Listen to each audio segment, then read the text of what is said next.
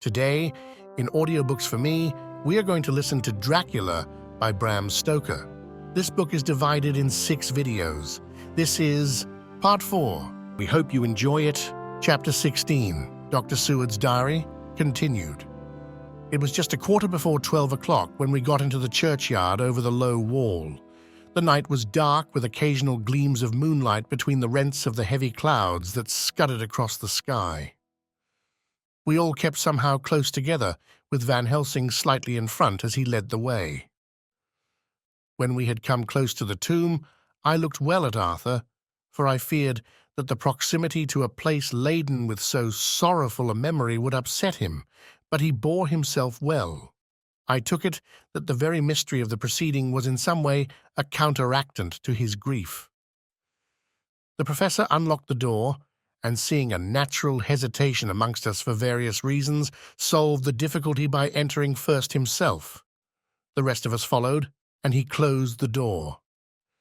He then lit a dark lantern and pointed to the coffin. Arthur stepped forward hesitatingly. Van Helsing said to me, "You were with me here yesterday. Was the body of Miss Lucy in that coffin?" It was. The professor turned to the rest, saying, "You hear, and yet there is no one who does not believe with me." He took his screwdriver and again took off the lid of the coffin. Arthur looked on, very pale but silent. When the lid was removed, he stepped forward. He evidently did not know that there was a leaden coffin, or at any rate had not thought of it. When he saw the rent in the lid, the blood rushed to his face for an instant, but as quickly fell away again, so that he remained of a ghastly whiteness. He was still silent. Van Helsing forced back the leaden flange, and we all looked in and recoiled. The coffin was empty. For several minutes, no one spoke a word. The silence was broken by Quincy Morris. "Professor, I answered for you. Your word is all I want. I wouldn't ask such a thing ordinarily. I wouldn't so dishonor you as to imply a doubt. But this is a mystery that goes beyond any honor or dishonor. Is this your doing? I swear to you, by all that I hold sacred, that I have not removed nor touched her. What happened was this. 2 nights ago, my friend Seward and I came here. With good purpose, believe me. I opened that coffin, which was then sealed up, and we found it, as now, empty. We then waited and saw something white come through the trees. The next day, we came here in daytime, and she lay there. Did she not, friend John?" "Yes." "That night we were just in time. One more so small child was missing, and we find it, thank God, unharmed amongst the graves. Yesterday I came here before sundown, for at sundown the undead can move. I waited here all the night till the sun rose, but I saw nothing. It was most probable that it was because I had laid over the clamps of those doors garlic, which the undead cannot bear, and other things which they shun. Last night there was no exodus, so tonight before the sundown I took away my garlic and other things, and so it is, we find this coffin empty. But bear with me. So far there is much that is strange. Wait you with me outside, unseen and unheard, and things much stranger are yet to be. So," here he shut the dark slide of his lantern, "now to the outside." He opened the door, and we filed out, he coming last and locking the door behind him. Oh, but it seemed fresh and pure in the night air after the terror of that vault. How sweet it was to see the clouds race by, and the passing gleams of the moonlight between the scudding clouds crossing and passing, like the gladness and sorrow of a man's life. How sweet it was to breathe the fresh air that had no taint of death and decay. How humanizing to see the red lighting of the sky beyond the hill, and to hear far away the muffled roar that marks the life of a great city. Each in his own way was solemn and overcome. Arthur was silent, and was, I could see, striving to grasp the purpose and the inner meaning of the mystery. I was myself, tolerably patient and half inclined again to throw aside doubt and to accept Van Helsing's conclusions. Quincey Morris was phlegmatic in the way of a man who accepts all things and accepts them in the spirit of cool bravery, with hazard of all he has to stake. Not being able to smoke, he cut himself a good-sized plug of tobacco and began to chew. As to Van Helsing, he was employed in a definite way. First, he took from his bag a mass of what looked like thin, wafer-like biscuit, which was carefully rolled up in a white napkin. Next, he took out a double handful of some whitish stuff, like dough or putty. He crumbled the wafer up fine and worked it into the mass between his hands. This he then took, and rolling it into thin strips, began to lay them into the crevices between the door and its setting in the tomb. I was somewhat puzzled at this, and being close, asked him what it was that he was doing. Arthur and Quincey drew near also, as they too were curious. He answered, "I am closing the tomb so that the undead may not enter." "And is that stuff you have put there going to do it?" asked Quincey. "Great Scott! Is this a game?" "It is." "What is that which you are using?" This time the question was by Arthur. Van Helsing reverently lifted his hat as he answered, "The host. I brought it from Amsterdam. I have an indulgence." It was an answer that appalled the most skeptical of us, and we felt individually that in the presence of such earnest purpose as the professor's, a purpose which could thus use the to him most sacred of things, it was impossible to distrust. In respectful silence, we took the places assigned to us close round the tomb, but hidden from the sight of anyone approaching. I pitied the others, especially Arthur. I had myself been apprenticed by my former visits to this watching horror, and yet I, who had up to an hour ago repudiated the proofs, felt my heart sink within me. Never did tombs look so ghastly white, never did cypress or yew or juniper so seem the embodiment of funereal gloom. Never did tree or grass wave or rustle so ominously. Never did bough creak so mysteriously, and never did the far-away howling of dogs send such a woeful presage through the night. There was a long spell of silence, a big aching void, and then from the professor a keen "ss." He pointed, and far down the avenue of yews we saw a white figure advance, a dim white figure which held something dark at its breast. The figure stopped, and at the moment a ray of moonlight fell upon the masses of driving clouds and showed in startling prominence a dark-haired woman dressed in the cerements of the grave. We could not see the face, for it was bent down over what we saw to be a fair-haired child. There was a pause and a sharp little cry, such as a child gives in sleep or a dog as it lies before the fire and dreams. We were starting forward, but the professor's warning hand, seen by us as he stood behind a yew tree, kept us back. And then, as we looked, the white figure moved forwards again. It was now near enough for us to see clearly, and the moonlight still held. My own heart grew cold as ice, and I could hear the gasp of Arthur as we recognized the features of Lucy Westenra. Lucy Westenra, but yet how changed! The sweetness was turned to adamantine, heartless cruelty, and the purity to voluptuous wantonness. Van Helsing stepped out, and obedient to his gesture, we all advanced too. The four of us ranged in a line before the door of the tomb. Van Helsing raised his lantern and drew the slide. By the concentrated light that fell on Lucy's face, we could see that the lips were crimson with fresh blood, and that the stream had trickled over her chin and stained the purity of her lawn death robe. We shuddered with horror. I could see by the tremulous light that even Van Helsing's iron nerve had failed. Arthur was next to me, and if I had not seized his arm and held him up, he would have fallen. When Lucy, I called the thing that was before us Lucy because it bore her shape. Saw us, she drew back with an angry snarl, such as a cat gives when taken unawares. Then her eyes ranged over us. Lucy's eyes in form and colour, but Lucy's eyes unclean and full of hell-fire instead of the pure, gentle orbs we knew. At that moment the remnant of my love passed into hate and loathing. Had she then to be killed, I could have done it with savage delight. As she looked, her eyes blazed with unholy light, and the face became wreathed with a voluptuous smile. Oh God, how it made me shudder to see it!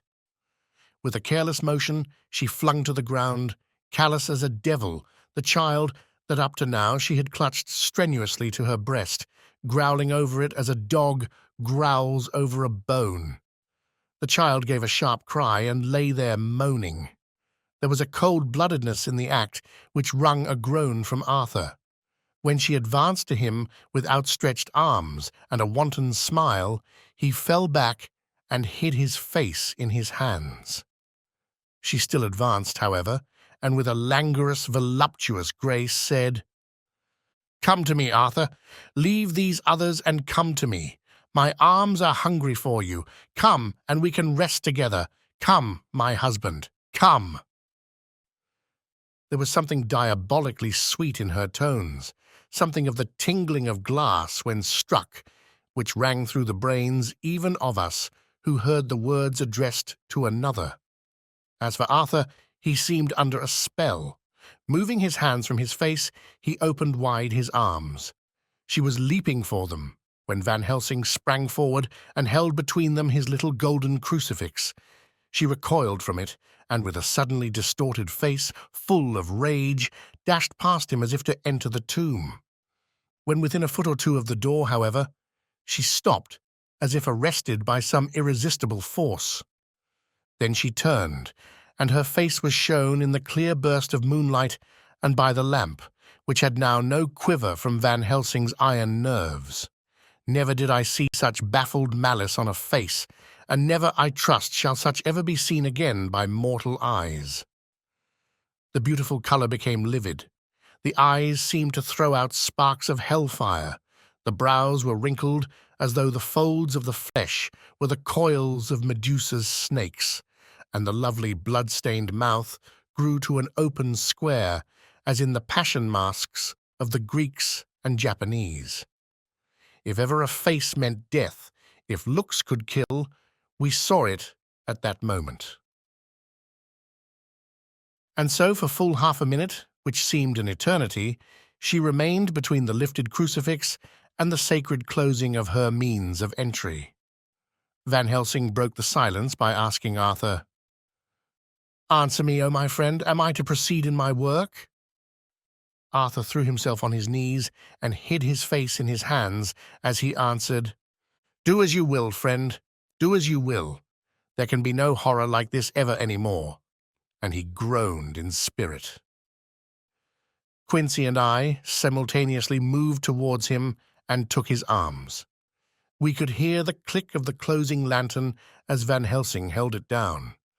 Coming close to the tomb, he began to remove from the chinks some of the sacred emblem which he had placed there. We all looked on in horrified amazement as we saw, when he stood back, the woman, with a corporeal body as real at that moment as our own, pass in through the interstice where scarce a knife blade could have gone. We all felt a glad sense of relief when we saw the professor calmly restoring the strings of putty to the edges of the door. When this was done, he lifted the child and said, "Come now, my friends, we can do no more till tomorrow. There is a funeral at noon, so here we shall all come before long after that. The friends of the dead will all be gone by 2, and when the sexton lock the gate, we shall remain. Then there is more to do, but not like this of tonight. As for this little one, he is not much harm, and by tomorrow night he shall be well. We shall leave him where the police will find him, as on the other night, and then to home." Coming close to Arthur, he said, "My friend Arthur, you have had a sore trial, but when you look back, you will see how it was necessary. You are now in the bitter waters, my child. By this time tomorrow you will, please God, have passed them, and have drunk of the sweet waters. So do not mourn overmuch. Till then I shall not ask you to forgive me. Arthur and Quincy came home with me, and we tried to cheer each other on the way. We had left the child in safety and were tired, so we all slept with more or less reality of sleep. The 29th of September night. A little before 12 o'clock we three, Arthur, Quincy Morris, and myself, called for the professor. It was odd to notice that by common consent we had all put on black clothes. Of course, Arthur wore black, for he was in deep mourning, but the rest of us wore it by instinct. We got to the churchyard by 1:30 and strolled about, keeping out of official observation, so that when the gravediggers had completed their task and the sexton, under the belief that everyone had gone, had locked the gate, we had the place all to ourselves. Van Helsing, instead of his little black bag, had with him a long leather one, something like a cricketing bag. It was manifestly of fair weight. When we were alone and had heard the last of the footsteps die out up the road, we silently, and as if by ordered intention, followed the professor to the tomb. He unlocked the door, and we entered, closing it behind us. Then he took from his bag the lantern, which he lit, and also 2 wax candles, which, when lighted, he stuck, by melting their own ends, on other coffins, so that they might give light sufficient to work by. When he again lifted the lid off Lucy's coffin, we all looked, Arthur trembling like an aspen, and saw that the body lay there in all its death beauty. But there was no love in my own heart, nothing but loathing for the foul thing which had taken Lucy's shape without her soul. I could see even Arthur's face grow hard as he looked. Presently he said to Van Helsing, "Is this really Lucy's body, or only a demon in her shape?" "It is her body, and yet not it. But wait a while, and you all see her as she was and is." She seemed like a nightmare of Lucy as she lay there. The pointed teeth, the blood-stained, voluptuous mouth, which had made one shudder to see, the whole carnal and unspiritual appearance, seeming like a devilish mockery of Lucy's sweet purity. Van Helsing, with his usual methodicalness, began taking the various contents from his bag and placing them ready for use. First, he took out a soldering iron and some plumbing solder, and then a small oil lamp, which gave out, when lit in a corner of the tomb, gas which burned at fierce heat with a blue flame. Then his operating knives, which he placed to hand, and last a round wooden stake, some 2½ or 3 inches thick and about 3 feet long. One end of it was hardened by charring in the fire, and was sharpened to a fine point. With this stake came a heavy hammer, such as in households is used in the coal cellar for breaking the lumps. To me, a doctor's preparations for work of any kind are stimulating and bracing, but the effect of these things on both Arthur and Quincy was to cause them a sort of consternation. They both, however, kept their courage and remained silent and quiet. When all was ready, Van Helsing said, "Before we do anything, let me tell you this. It is out of the lore and experience of the ancients and of all those who have studied the powers of the undead. When they become such, there comes with the change the curse of immortality. They cannot die, but must go on age after age, adding new victims and multiplying the evils of the world. For all that die from the preying of the undead becomes themselves undead and prey on their kind. And so the circle goes on ever widening, like as the ripples from a stone thrown in the water. Friend Arthur, if you had met that kiss which you know of before poor Lucy die, or again, last night when you opened your arms to her, you would in time, when you had died, have become Nosferatu, as they call it in Eastern Europe, and would all time make more of those undeads that so have filled us with horror. The career of this so unhappy dear lady is but just begun. Those children whose blood she suck are not as yet so much the worse. But if she live on, undead, more and more, they lose their blood, and by her power over them, they come to her.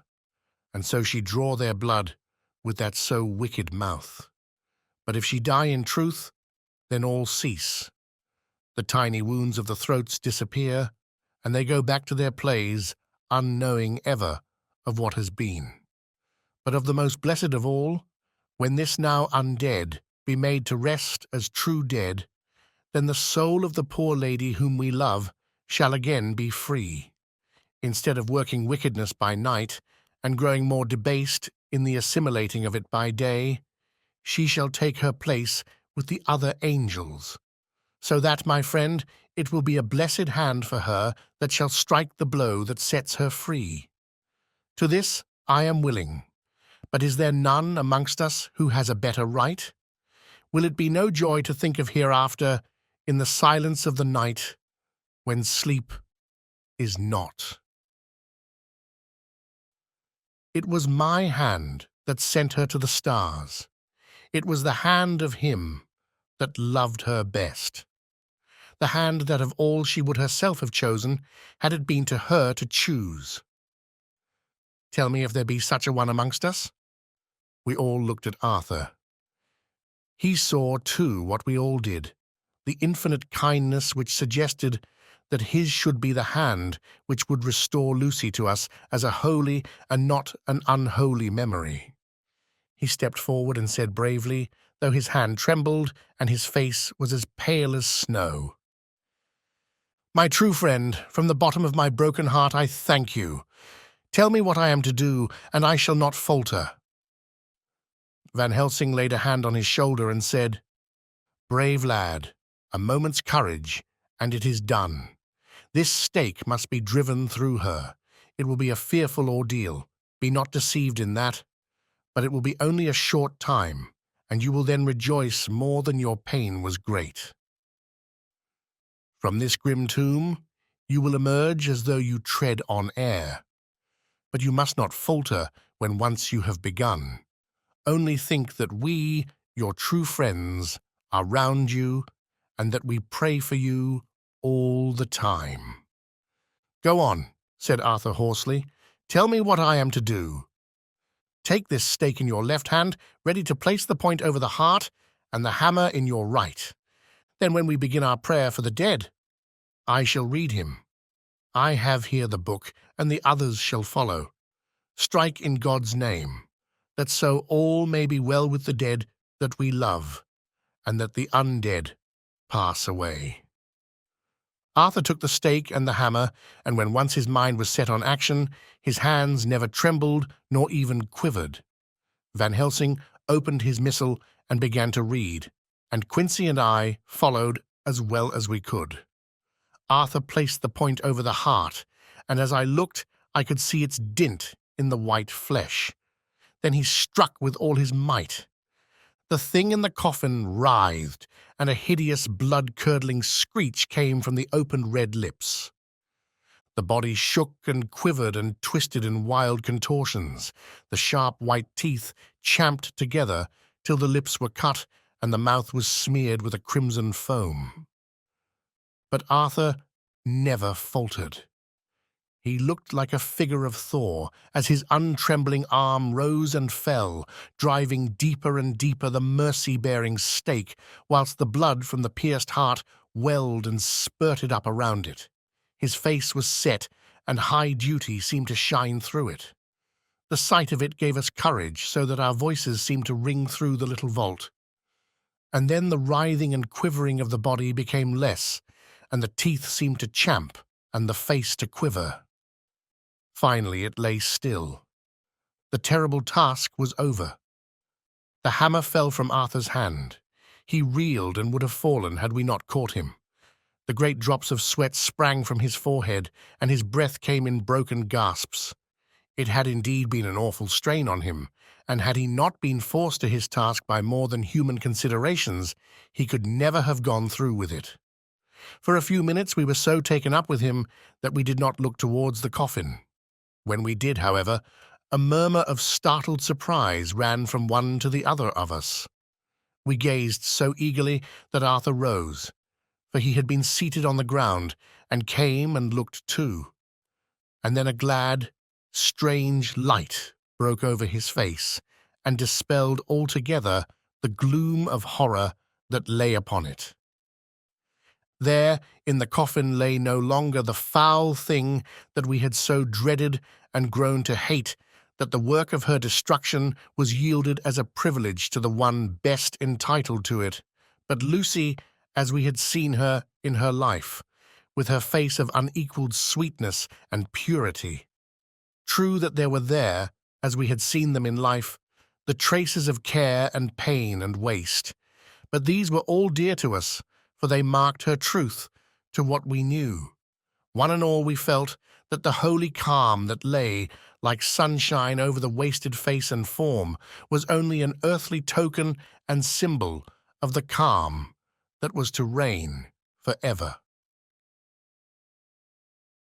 Van Helsing came and laid his hand on Arthur's shoulder and said to him, "And now, Arthur, my friend, dear lad, am I not forgiven?"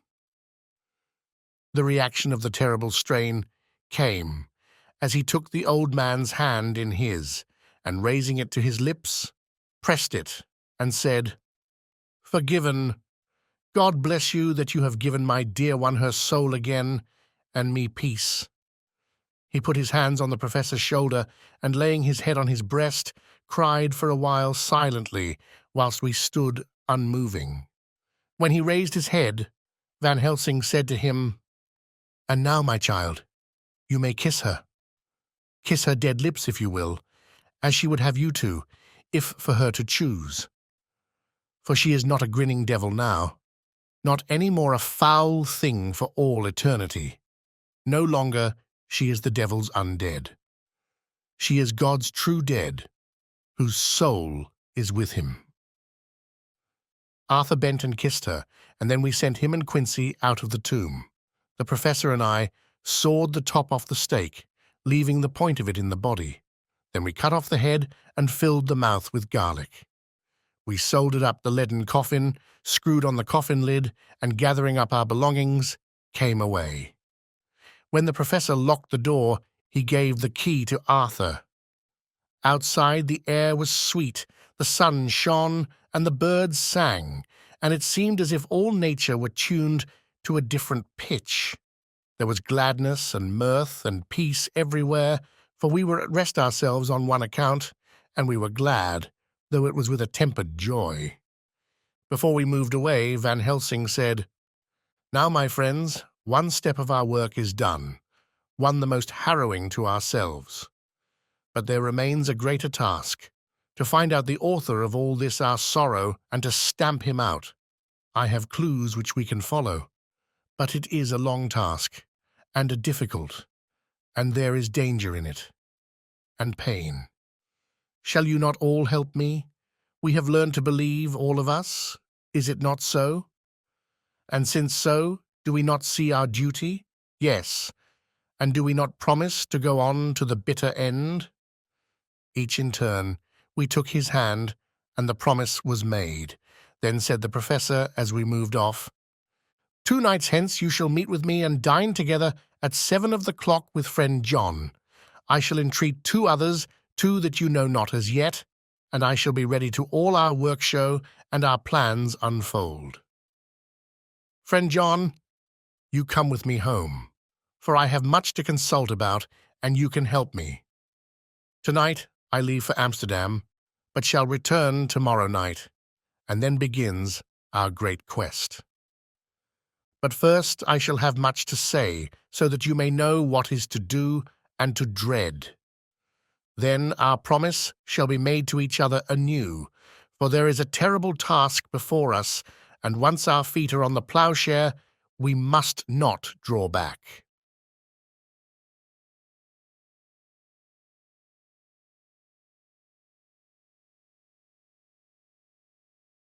Chapter 17. Dr. Seward's Diary, continued. When we arrived at the Berkeley Hotel, Van Helsing found a telegram waiting for him. Am coming up by train. Johnathan at Whitby. Important news. Mina Harker. The professor was delighted. Ah, that wonderful Madam Mina, he said. Pearl among women. She arrived, but I cannot stay. She must go to your house, friend John. You must meet her at the station. Telegraph her en route, so that she may be prepared. When the wire was dispatched, he had a cup of tea. Over it, he told me of a diary kept by Johnathan Harker when abroad, and gave me a typewritten copy of it, as also of Mrs. Harker's diary at Whitby. Take these, he said, and study them well. When I have returned, you will be master of all the facts, and we can then better enter on our inquisition. Keep them safe, for there is in them much of treasure. You will need all your faith, even you who have had such an experience as that of today. What is here told? He laid his hand heavily and gravely on the packet of papers as he spoke. May be the beginning of the end, to you and me, and many another, or it may sound the knell of the undead who walk the earth. Read all, I pray you, with the open mind, and if you can add in any way to the story here told, do so, for it is all important. You have kept diary of all these so strange things. Is it not so? Yes, then we shall go through all these together when we meet. He then made ready for his departure, and shortly after drove off to Liverpool Street. I took my way to Paddington, where I arrived about 15 minutes before the train came in. The crowd melted away after the bustling fashion common to arrival platforms, and I was beginning to feel uneasy lest I might miss my guest, when a sweet-faced, dainty-looking girl stepped up to me and after a quick glance said, "Dr. Seward, is it not?"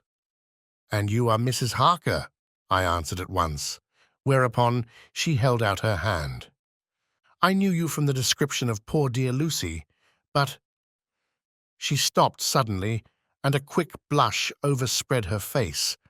The blush that rose to my own cheeks somehow set us both at ease, for it was a tacit answer to her own. I got her luggage, which included a typewriter, and we took the Underground to Fenchurch Street after I had sent a wire to my housekeeper to have a sitting room and bedroom prepared at once for Mrs. Harker. In due time, we arrived. She knew, of course, that the place was a lunatic asylum, but I could see that she was unable to repress a shudder when we entered. She told me that if she might, she would come presently to my study, as she had much to say. So here I am, finishing my entry in my phonograph diary whilst I await her. As yet, I have not had the chance of looking at the papers which Van Helsing left with me, though they lie open before me. I must get her interested in something, so that I may have an opportunity of reading them. She does not know how precious time is, or what a task we have in hand. I must be careful not to frighten her. Here she is. Mina Harker's Journal, the 29th of September. After I had tidied myself, I went down to Dr. Seward's study. At the door I paused a moment, for I thought I heard him talking with someone. As, however, he had pressed me to be quick, I knocked at the door, and on his calling out, "Come in," I entered. To my intense surprise, there was no one with him. He was quite alone, and on the table opposite him was what I knew at once from the description to be a phonograph. I had never seen one, and was much interested. "I hope I did not keep you waiting," I said, "but I stayed at the door as I heard you talking, and thought there was someone with you." "Oh," he replied with a smile. "I was only entering my diary." "Your diary?" I asked him in surprise. "Yes," he answered. "I keep it in this." As he spoke, he laid his hand on the phonograph. I felt quite excited over it, and blurted out, "Why, this beats even shorthand. May I hear it say something?" "Certainly," he replied with alacrity, and stood up to put it in train for speaking. Then he paused, and a troubled look overspread his face. "The fact is," he began awkwardly, "I only keep my diary in it, and as it is entirely, almost entirely, about my cases, it may be awkward. That is, I mean—" He stopped, and I tried to help him out of his embarrassment. You helped to attend dear Lucy at the end. Let me hear how she died. For all that I know of her, I shall be very grateful. She was very, very dear to me." To my surprise, he answered with a horror-struck look in his face, "Tell you of her death? Not for the wide world." "Why not?" I asked, for some grave, terrible feeling was coming over me. Again he paused, and I could see that he was trying to invent an excuse. At length he stammered out, "You see, I do not know how to pick out any particular part of the diary." Even while he was speaking, an idea dawned upon him, and he said with unconscious simplicity, in a different voice, and with the naivete of a child, "That's quite true, upon my honor. Honest Indian." I could not but smile, at which he grimaced. "I gave myself away that time," he said. "But do you know that, although I have kept the diary for months past, it never once struck me how I was going to find any particular part of it in case I wanted to look it up?" By this time, my mind was made up that the diary of a doctor who attended Lucy might have something to add to the sum of our knowledge of that terrible being, and I said boldly, "Then, Dr. Seward, you had better let me copy it out for you on my typewriter." He grew to a positively deathly pallor as he said, "No, no, no! For all the world I wouldn't let you know that terrible story." Then it was terrible. My intuition was right. For a moment I thought, and as my eyes ranged the room, unconsciously looking for something or some opportunity to aid me, they lit on a great batch of typewriting on the table. His eyes caught the look in mine, and without his thinking, followed their direction. As they saw the parcel, he realized my meaning. "You do not know me," I said. "When you have read those papers, my own diary and my husband's also, which I have typed, you will know me better. I have not faltered in giving every thought of my own heart in this cause, but of course you do not know me yet, and I must not expect you to trust me so far." He is certainly a man of noble nature. Poor dear Lucy was right about him.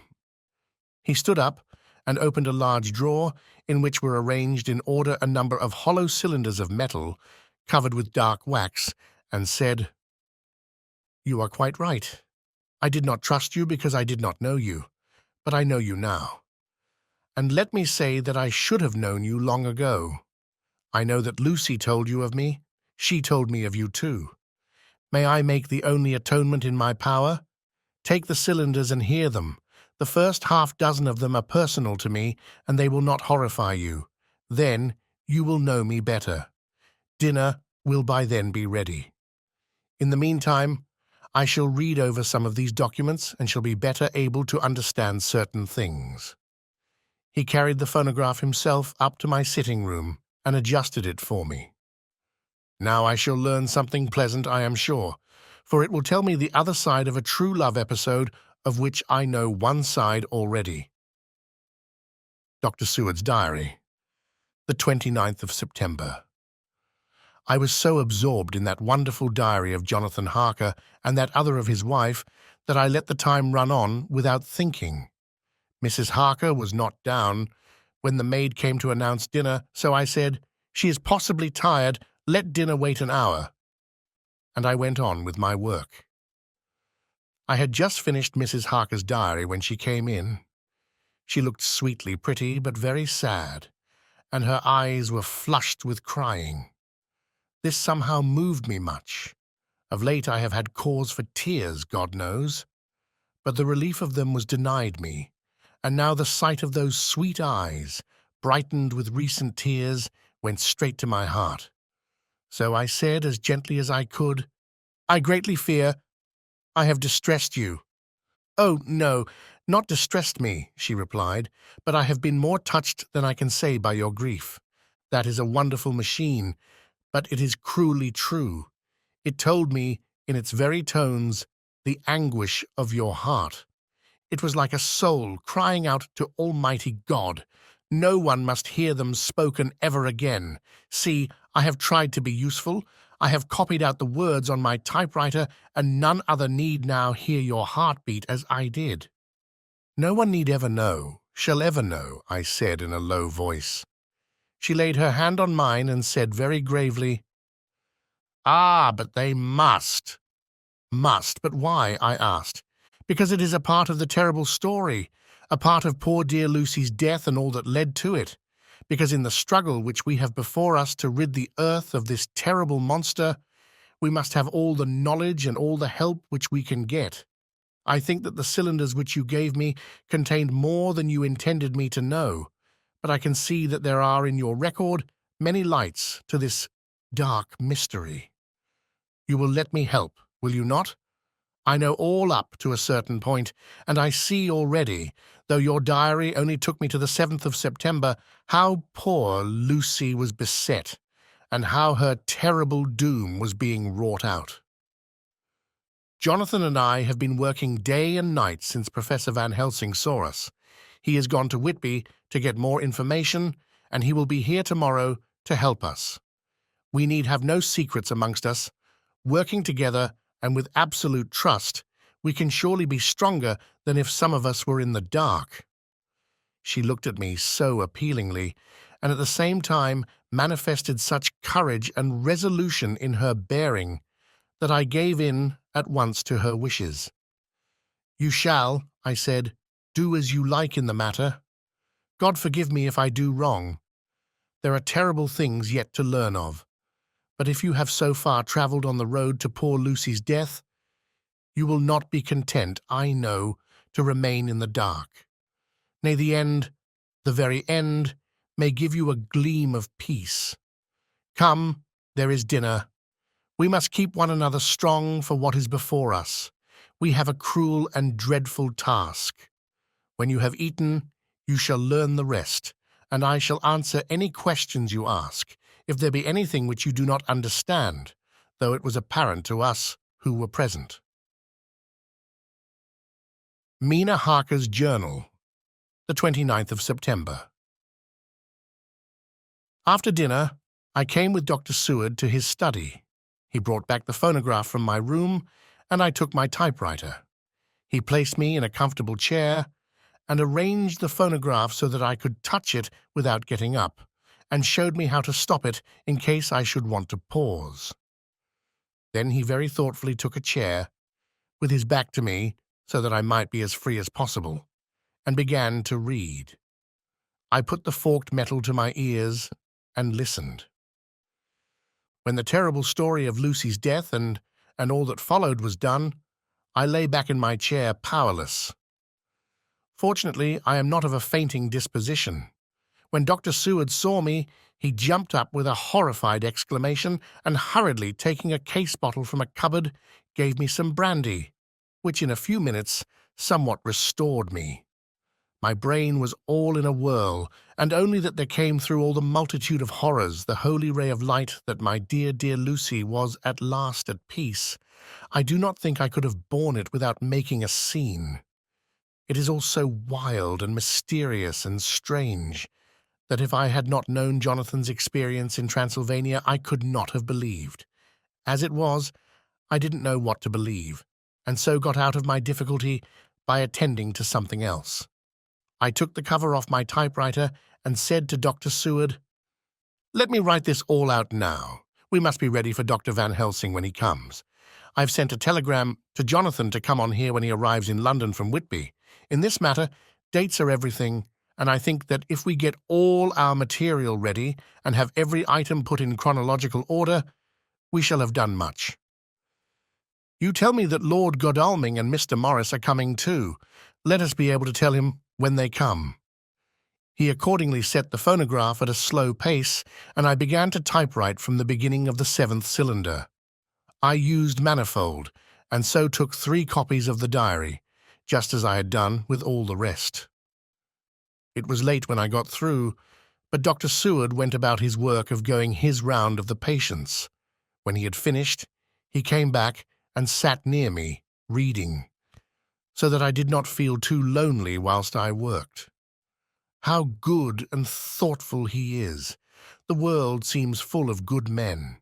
even if there are monsters in it. Before I left him, I remembered what Johnathan put in his diary of the professor's perturbation at reading something in an evening paper at the station at Exeter. So seeing that Dr. Seward keeps his newspapers, I borrowed the files of the Westminster Gazette and the Pall Mall Gazette and took them to my room.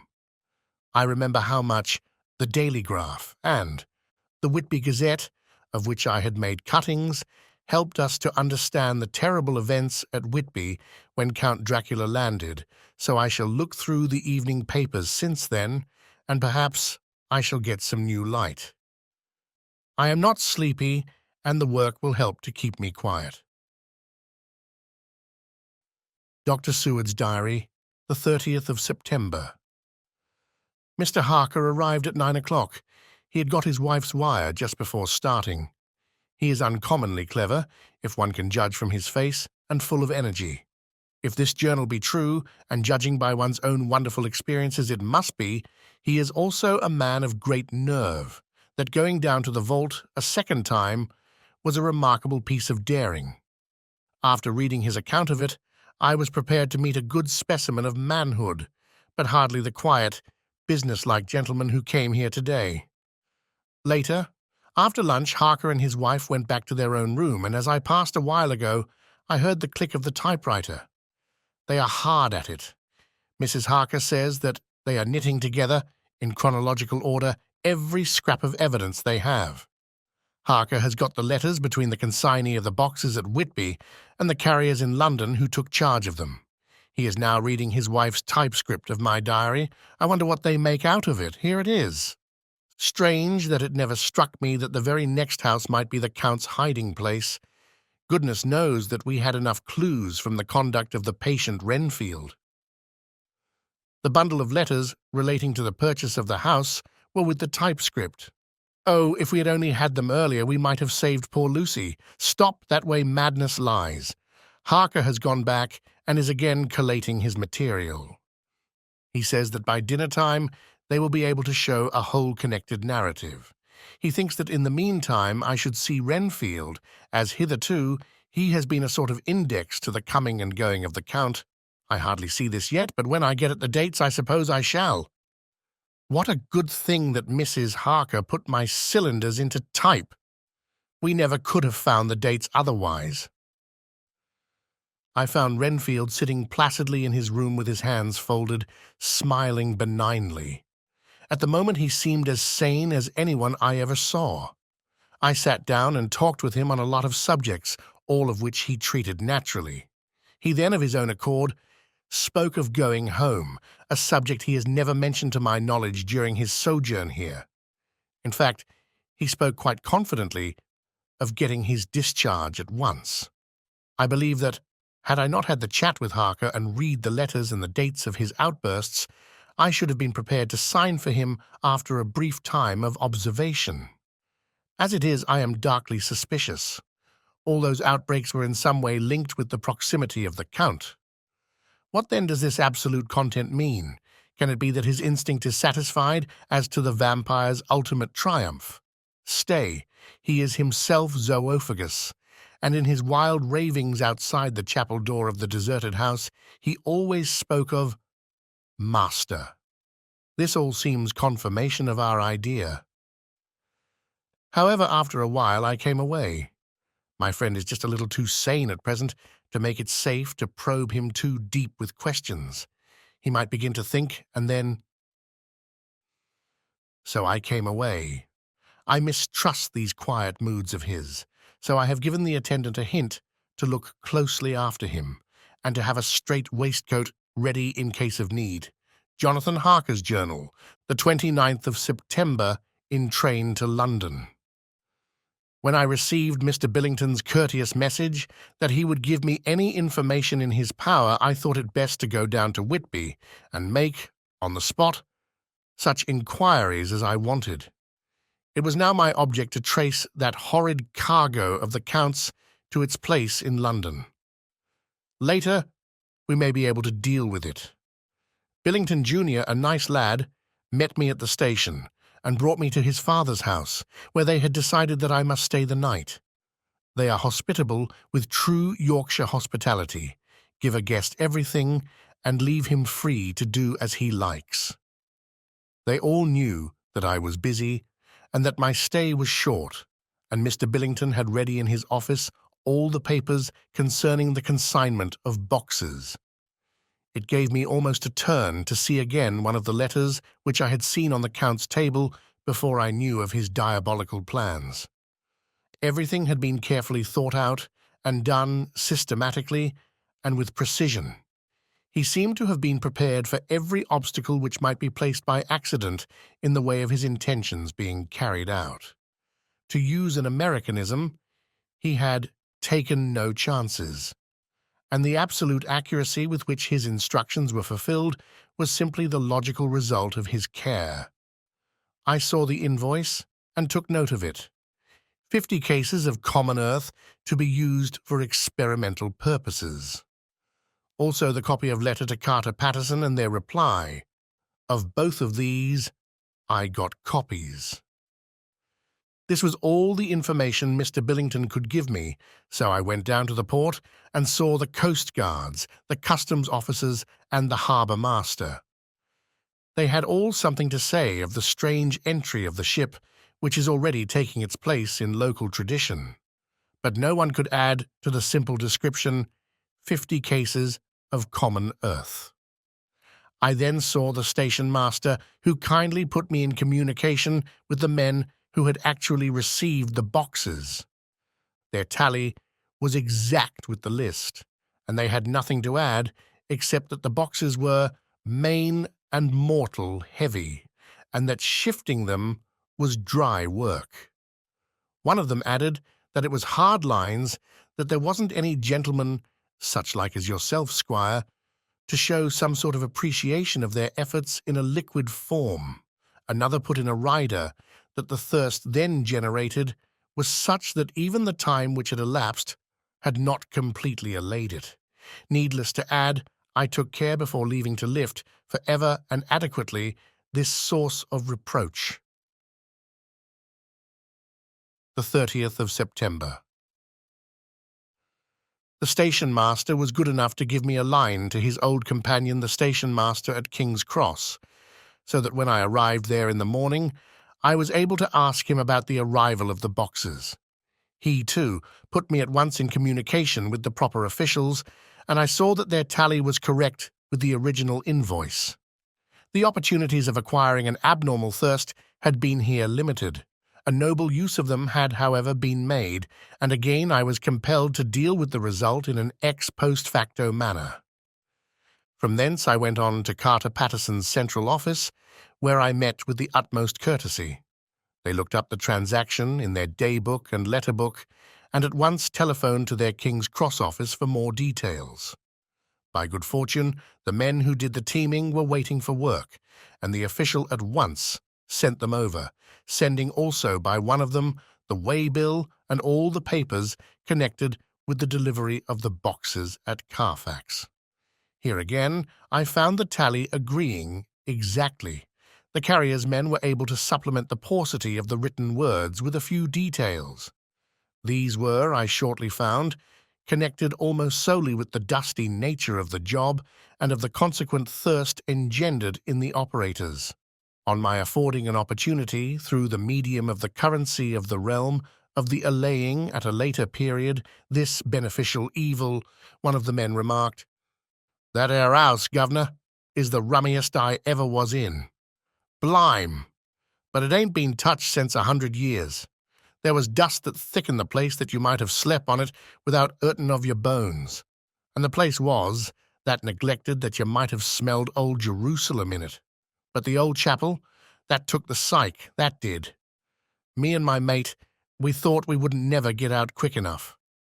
Law, I wouldn't take less nor a quid a moment to stay there arter dark." Having been in the house, I could well believe him, but if he knew what I know, he would, I think, have raised his terms. Of one thing I am now satisfied, that all the boxes which arrived at Whitby from Varna in the Demeter were safely deposited in the old chapel at Carfax. There should be 50 of them there, unless any have since been removed, as from Dr. Seward's diary, I fear. I shall try to see the carter who took away the boxes from Carfax when Renfield attacked them. By following up this clue, we may learn a good deal. Later, Mina and I have worked all day, and we have put all the papers into order. Mina Harker's journal. The 30th of September. I am so glad that I hardly know how to contain myself. It is, I suppose, the reaction from the haunting fear which I have had, that this terrible affair and the reopening of his old wound might act detrimentally on Johnathan. I saw him leave for Whitby with as brave a face as I could, but I was sick with apprehension. The effort has, however, done him good.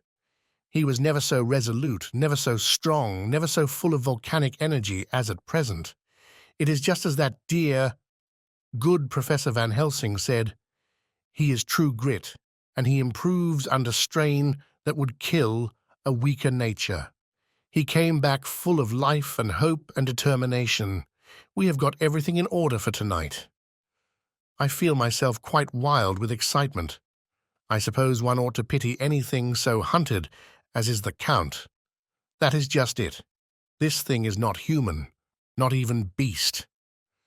To read Dr. Seward's account of poor Lucy's death and what followed is enough to dry up the springs of pity in one's heart. Later, Lord Godalming and Mr. Morris arrived earlier than we expected. Dr. Seward was out on business and had taken Johnathan with him, so I had to see them. It was to me a painful meeting, for it brought back all poor dear Lucy's hopes of only a few months ago. Of course they had heard Lucy speak of me, and it seemed that Dr. Van Helsing, too, has been quite blowing my trumpet, as Mr. Morris expressed it. Poor fellows, neither of them is aware that I know all about the proposals they made to Lucy. They did not quite know what to say or do, as they were ignorant of the amount of my knowledge. So they had to keep on neutral subjects. However, I thought the matter over and came to the conclusion that the best thing I could do would be to post them in affairs right up to date. I knew from Dr. Seward's diary that they had been at Lucy's death, her real death, and that I need not fear to betray any secret before the time. So I told them, as well as I could, that I had read all the papers and diaries, and that my husband and I, having typewritten them, had just finished putting them in order. I gave them each a copy to read in the library. When Lord Godalming got his and turned it over, it does make a pretty good pile, he said, "Did you write all this, Mrs. Harker?" I nodded and he went on. "I don't quite see the drift of it, but you people are all so good and kind and have been working so earnestly and so energetically that all I can do is to accept your ideas blindfold and try to help you. I have had one lesson already in accepting facts that should make a man humble to the last hour of his life. Besides, I know you loved my poor Lucy." Here he turned away and covered his face with his hands. I could hear the tears in his voice. Mr. Morris, with instinctive delicacy, just laid a hand for a moment on his shoulder and then walked quietly out of the room. I suppose there is something in woman's nature that makes a man free to break down before her and express his feelings on the tender or emotional side without feeling it derogatory to his manhood. For when Lord Godalming found himself alone with me, he sat down on the sofa and gave way utterly and openly. I sat down beside him and took his hand. I hope he didn't think it forward of me, and that if he ever thinks of it afterwards, he never will have such a thought. There I wrong him. I know he never will. He is too true a gentleman. I said to him, for I could see that his heart was breaking, "I loved dear Lucy, and I know what she was to you and what you were to her. She and I were like sisters. And now she is gone, will you not let me be like a sister to you in your trouble? I know what sorrows you have had, though I cannot measure the depth of them. If sympathy and pity can help in your affliction, won't you let me be of some little service, for Lucy's sake?" In an instant, the poor dear fellow was overwhelmed with grief. It seemed to me that all that he had of late been suffering in silence found a vent at once. He grew quite hysterical, and raising his open hands, beat his palms together in a perfect agony of grief. He stood up, and then sat down again, and the tears rained down his cheeks. I felt an infinite pity for him, and opened my arms unthinkingly. With a sob, he laid his head on my shoulder and cried like a wearied child, whilst he shook with emotion. We women have something of the mother in us that makes us rise above smaller matters when the mother spirit is invoked. I felt this big, sorrowing man's head resting on me, as though it were that of the baby that some day may lie on my bosom, and I stroked his hair as though he were my own child. I never thought at the time how strange it all was. After a little bit his sobs ceased, and he raised himself with an apology, though he made no disguise of his emotion.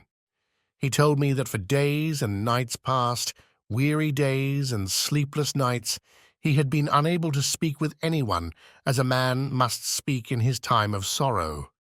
There was no woman whose sympathy could be given to him, or with whom, owing to the terrible circumstance with which his sorrow was surrounded, he could speak freely.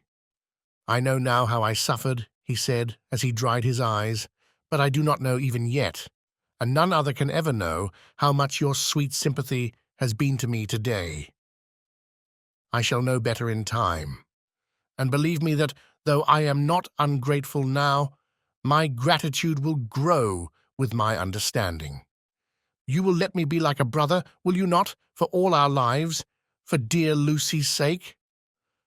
"For dear Lucy's sake," I said, as we clasped hands. "Aye, and for your own sake," he added, "for if a man's esteem and gratitude are ever worth the winning, you have won mine today. If ever the future should bring to you a time when you need a man's help, believe me, you will not call in vain. God grant that no such time may ever come to you to break the sunshine of your life, but if it should ever come, promise me that you will let me know." He was so earnest, and his sorrow was so fresh, that I felt it would comfort him, so I said, "I promise." As I came along the corridor, I saw Mr. Morris looking out of a window. He turned as he heard my footsteps. "How is Art?" he said. Then, noticing my red eyes, he went on, "Ah, I see you have been comforting him. Poor old fellow, he needs it. No one but a woman can help a man when he is in trouble of the heart, and he had no one to comfort him. He bore his own troubles so bravely that my heart bled for him." I saw the manuscript in his hand, and I knew that when he read it, he would realize how much I knew. So I said to him, "I wish I could comfort all who suffer from the heart.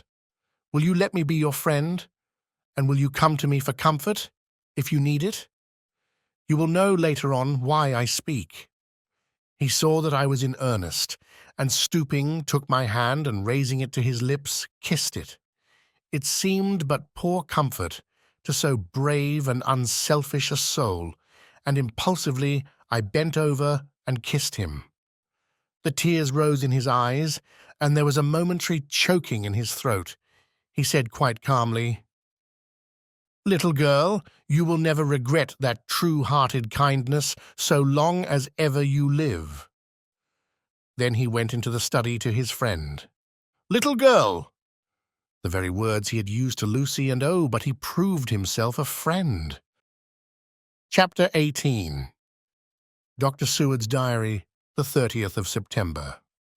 I got home at 5 o'clock and found that Godalming and Morris had not only arrived, but had already studied the transcript of the various diaries and letters which Harker and his wonderful wife had made and arranged. Harker had not yet returned from his visit to the carrier's men, of whom Dr. Hennessy had written to me. Mrs. Harker gave us a cup of tea, and I can honestly say that for the first time since I have lived in it, this old house seemed like home. When we had finished, Mrs. Harker said, "Dr. Seward, may I ask a favor?" I want to see your patient, Mr. Renfield. Do let me see him. What you have said of him in your diary interests me so much." She looked so appealing and so pretty that I could not refuse her, and there was no possible reason why I should. So I took her with me. When I went into the room, I told the man that a lady would like to see him, to which he simply answered, "Why?" "She is going through the house and wants to see everyone in it," I answered.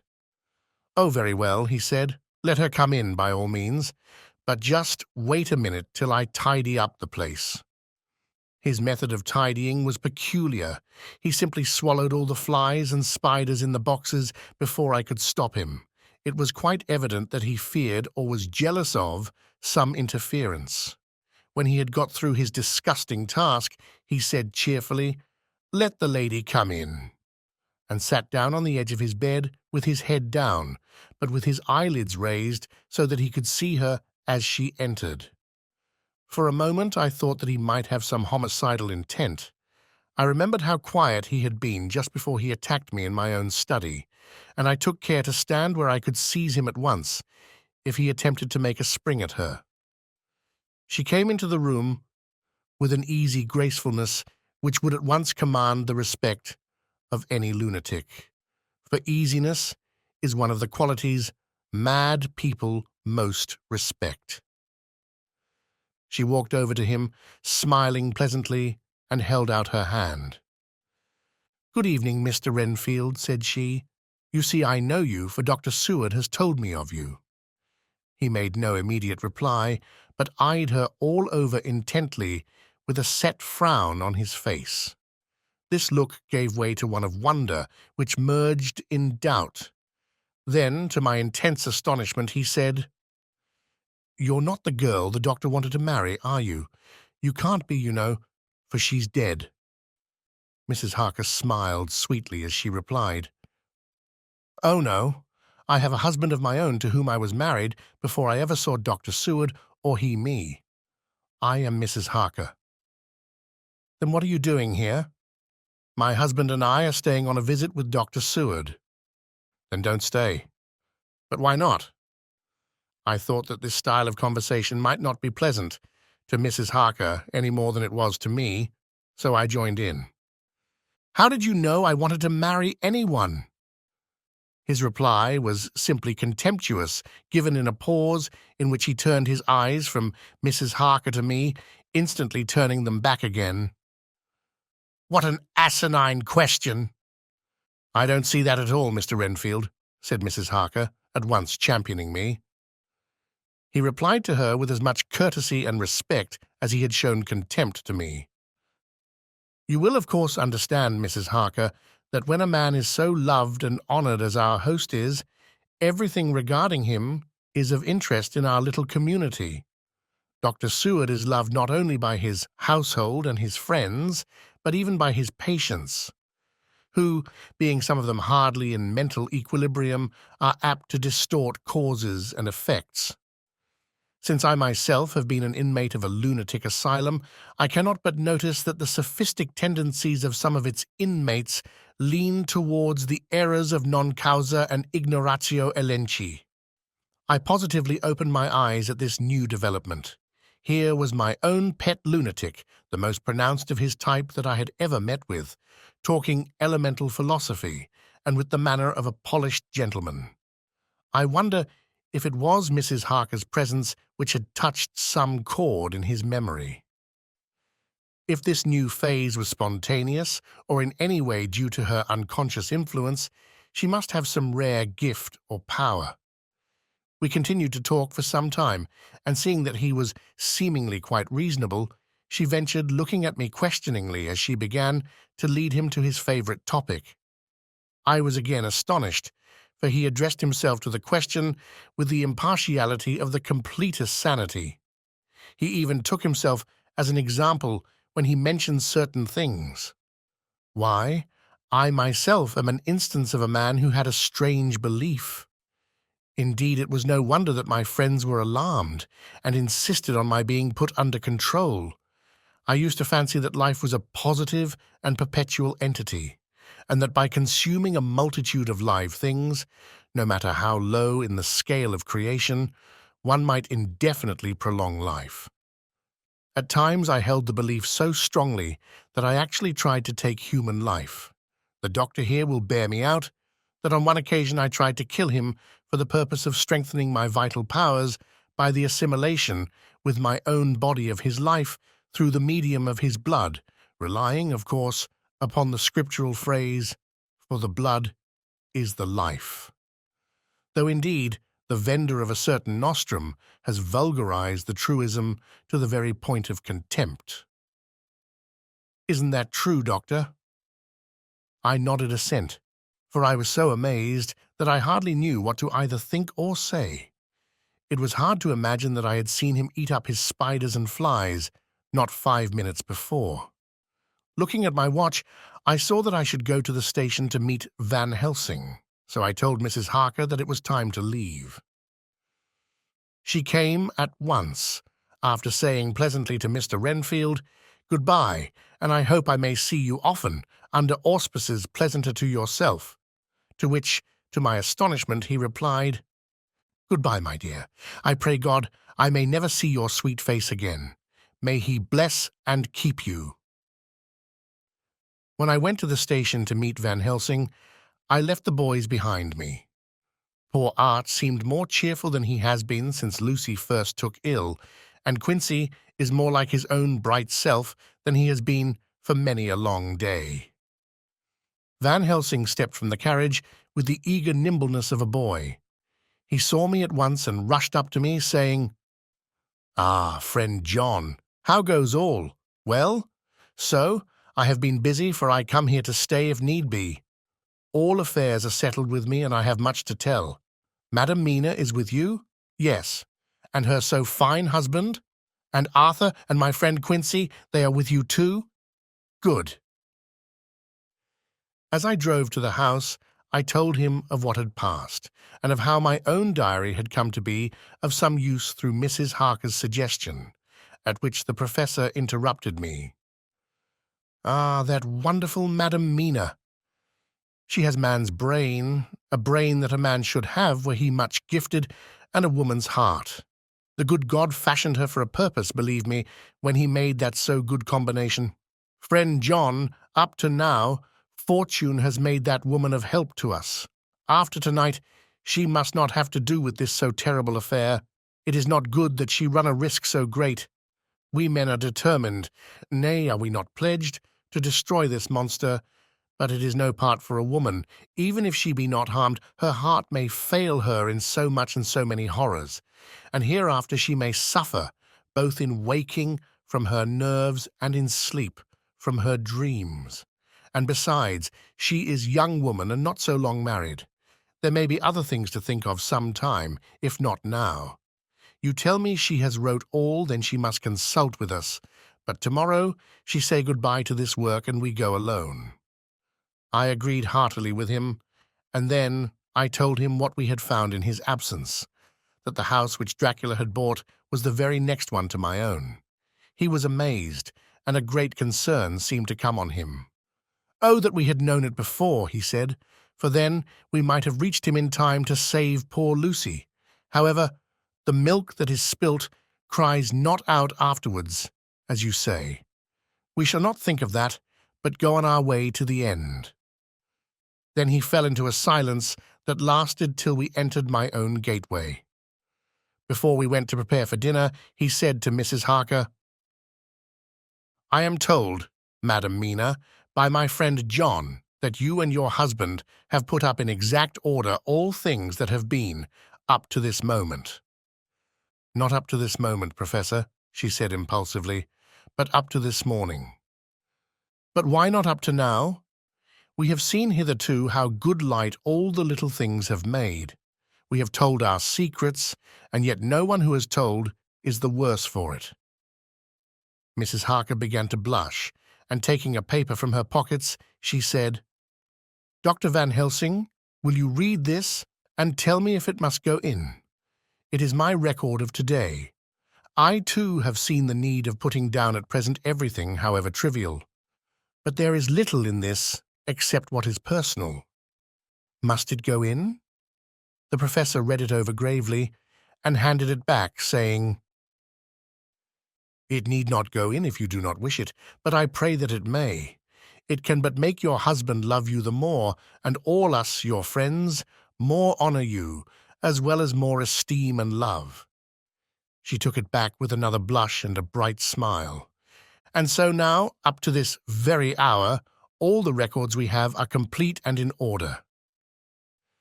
The professor took away one copy to study after dinner, and before our meeting, which is fixed for 9 o'clock. The rest of us have already read everything, so when we meet in the study, we shall all be informed as to facts and can arrange our plan of battle with this terrible and mysterious enemy. Mina Harker's Journal, the 30th of September. When we met in Dr. Seward's study 2 hours after dinner, which had been at 6 o'clock, we unconsciously formed a sort of board or committee. Professor Van Helsing took the head of the table, to which Dr. Seward motioned him as he came into the room. He made me sit next to him on his right and asked me to act as secretary. Johnathan sat next to me. Opposite us were Lord Godalming, Dr. Seward, and Mr. Morris, Lord Godalming being next the professor and Dr. Seward in the centre. The professor said, I suppose, take it that we are all acquainted with the facts that are in these papers."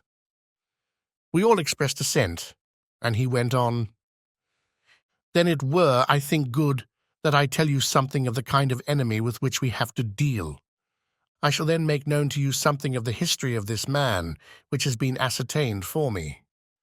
So we then can discuss how we shall act, and can take our measure according.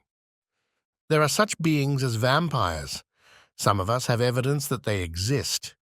Even had we not the proof of our own unhappy experience, the teachings and the records of the past give proof enough for sane peoples. I admit that at the first I was skeptic. Were it not that through long years I have trained myself to keep an open mind, I could not have believed until such time as that fact thunder on my ear. See, I prove. Alas! Had I known at the first what now I know, nay, had I even guessed at him, one so precious life had been spared to many of us who did love her. But that is gone, and we must so work that other poor souls perish not, whilst we can save. The Nosferatu do not die like the bee when he sting once. He is only stronger, and being stronger, have yet more power to work evil. This vampire, which is amongst us, is of himself so strong in person as 20 men. He is of cunning more than mortal, for his cunning be the growth of ages. He have still the aids of necromancy, which is, as his etymology imply, the divination by the dead, and all the dead that he can come nigh to are for him at command. He is brute, and more than brute. He is devil in callous, and the heart of him is not. He can, within limitations, appear at will when and where, and in any of the forms that are to him. He can, within his range, direct the elements, the storm, the fog, the thunder. He can command all the meaner things, the rat and the owl and the bat, the moth and the fox and the wolf. He can grow and become small, and he can at times vanish and come unknown. How then are we to begin our strike to destroy him? How shall we find his where? And having found it, how can we destroy? My friends, this is much. It is a terrible task that we undertake, and there may be consequence to make the brave shudder. For if we fail in this our fight, he must surely win, and then where end we? Life is nothing's. I heed him not. But to fail here is not mere life or death. It is that we become as him, that we henceforward become foul things of the night like him, without heart or conscience, preying on the bodies and the souls of those we love best. To us forever are the gates of heaven shut, for who shall open them to us again? We go on for all time abhorred by all, a blot on the face of God's sunshine, an arrow in the side of him who died for man. But we are face to face with duty, and in such case must we shrink. For me, I say no, but then I am old, and life, with his sunshine, his fair places, his song of birds, his music and his love, lie far behind. You others are young, some have seen sorrow, but there are fair days yet in store. What say you?" Whilst he was speaking, Johnathan had taken my hand. I feared, oh so much, that the appalling nature of our danger was overcoming him when I saw his hand stretch out, but it was life to me to feel its touch, so strong, so self-reliant, so resolute. A brave man's hand can speak for itself. It does not even need a woman's love to hear its music. When the professor had done speaking, my husband looked in my eyes, and I in his. There was no need for speaking between us. "I answer for Mina and myself," he said. "Count me in, Professor," said Mr. Quincy Morris, laconically as usual. "I am with you," said Lord Godalming, "for Lucy's sake, if for no other reason." Dr. Seward simply nodded. The professor stood up, and after laying his golden crucifix on the table, held out his hand on either side. I took his right hand, and Lord Godalming his left. Johnathan held my right with his left and stretched across to Mr. Morris. So as we all took hands, our solemn compact was made. I felt my heart icy cold, but it did not even occur to me to draw back. We resumed our places, and Dr. Van Helsing went on with a sort of cheerfulness, which showed that the serious work had begun. It was to be taken as gravely and in as business-like a way as any other transaction of life. Well, you know what we have to contend against, but we, too, are not without strength. We have on our side power of combination, a power denied to the vampire kind. We have sources of science. We are free to act and think, and the hours of the day and the night are ours equally. In fact, so far as our powers extend, they are unfettered, and we are free to use them. We have self-devotion in a cause, and an end to achieve, which is not a selfish one. These things are much. Now let us see how far the general powers arrayed against us are restrict, and how the individual cannot. In fine, let us consider the limitations of the vampire in general, and of this one in particular. All we have to go upon are traditions and superstitions. These do not at the first appear much, when the matter is one of life and death, nay, of more than either life or death. Yet must we be satisfied? In the first place, because we have to be, no other means is at our control. And secondly, because after all these things, tradition and superstition, are everything. Does not the belief in vampires rest for others, though not, alas, for us, on them? A year ago, which of us would have received such a possibility in the midst of our scientific, skeptical, matter-of-fact 19th century? We even scouted a belief that we saw justified under our very eyes. Take it, then, that the vampire, and the belief in his limitations and his cure, rest for the moment on the same base. For let me tell you, he is known everywhere that men have been. In old Greece, in old Rome, he flourished in Germany all over, in France, in India, even in the Chernassees. And in China, so far from us in all ways. There even is he, and the peoples fear him at this day. He have followed the wake of the berserker Icelander, the devil-begotten Hun, the Slav, the Saxon, the Magyar.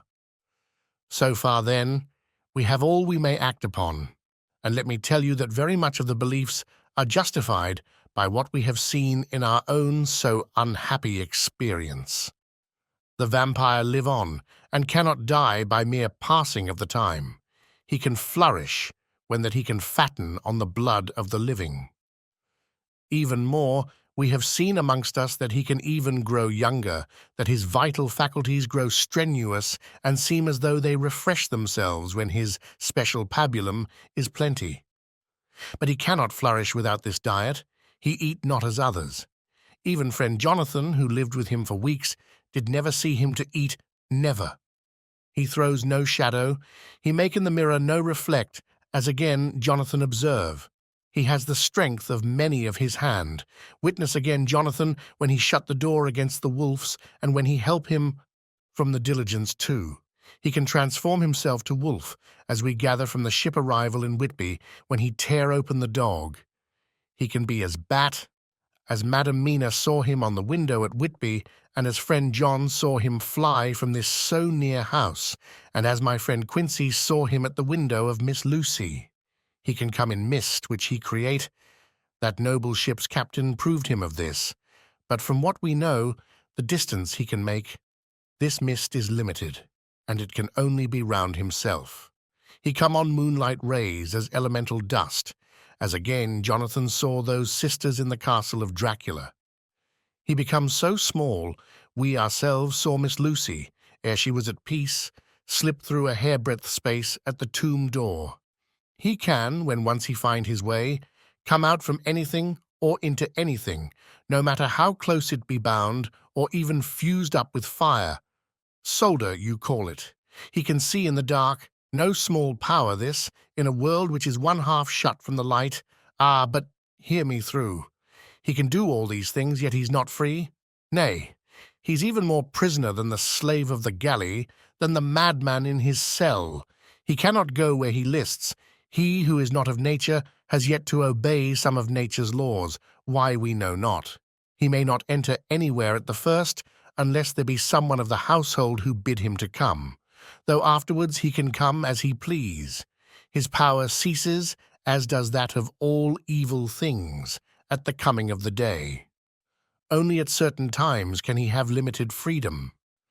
If he be not at the place whither he is bound, he can only change himself at noon, or at exact sunrise or sunset. These things are we told, and in this record of ours we have proof by inference. Thus, whereas he can do as he will within his limit, when he have his earth home, his coffin home, his hell home, the place unhallowed, as we saw when he went to the grave of the suicide at Whitby, still at other time he can only change when the time come. It is said, too, that he can only pass running water at the slack or the flood of the tide. Then there are things which so afflict him that he has no power, as the garlic that we know of.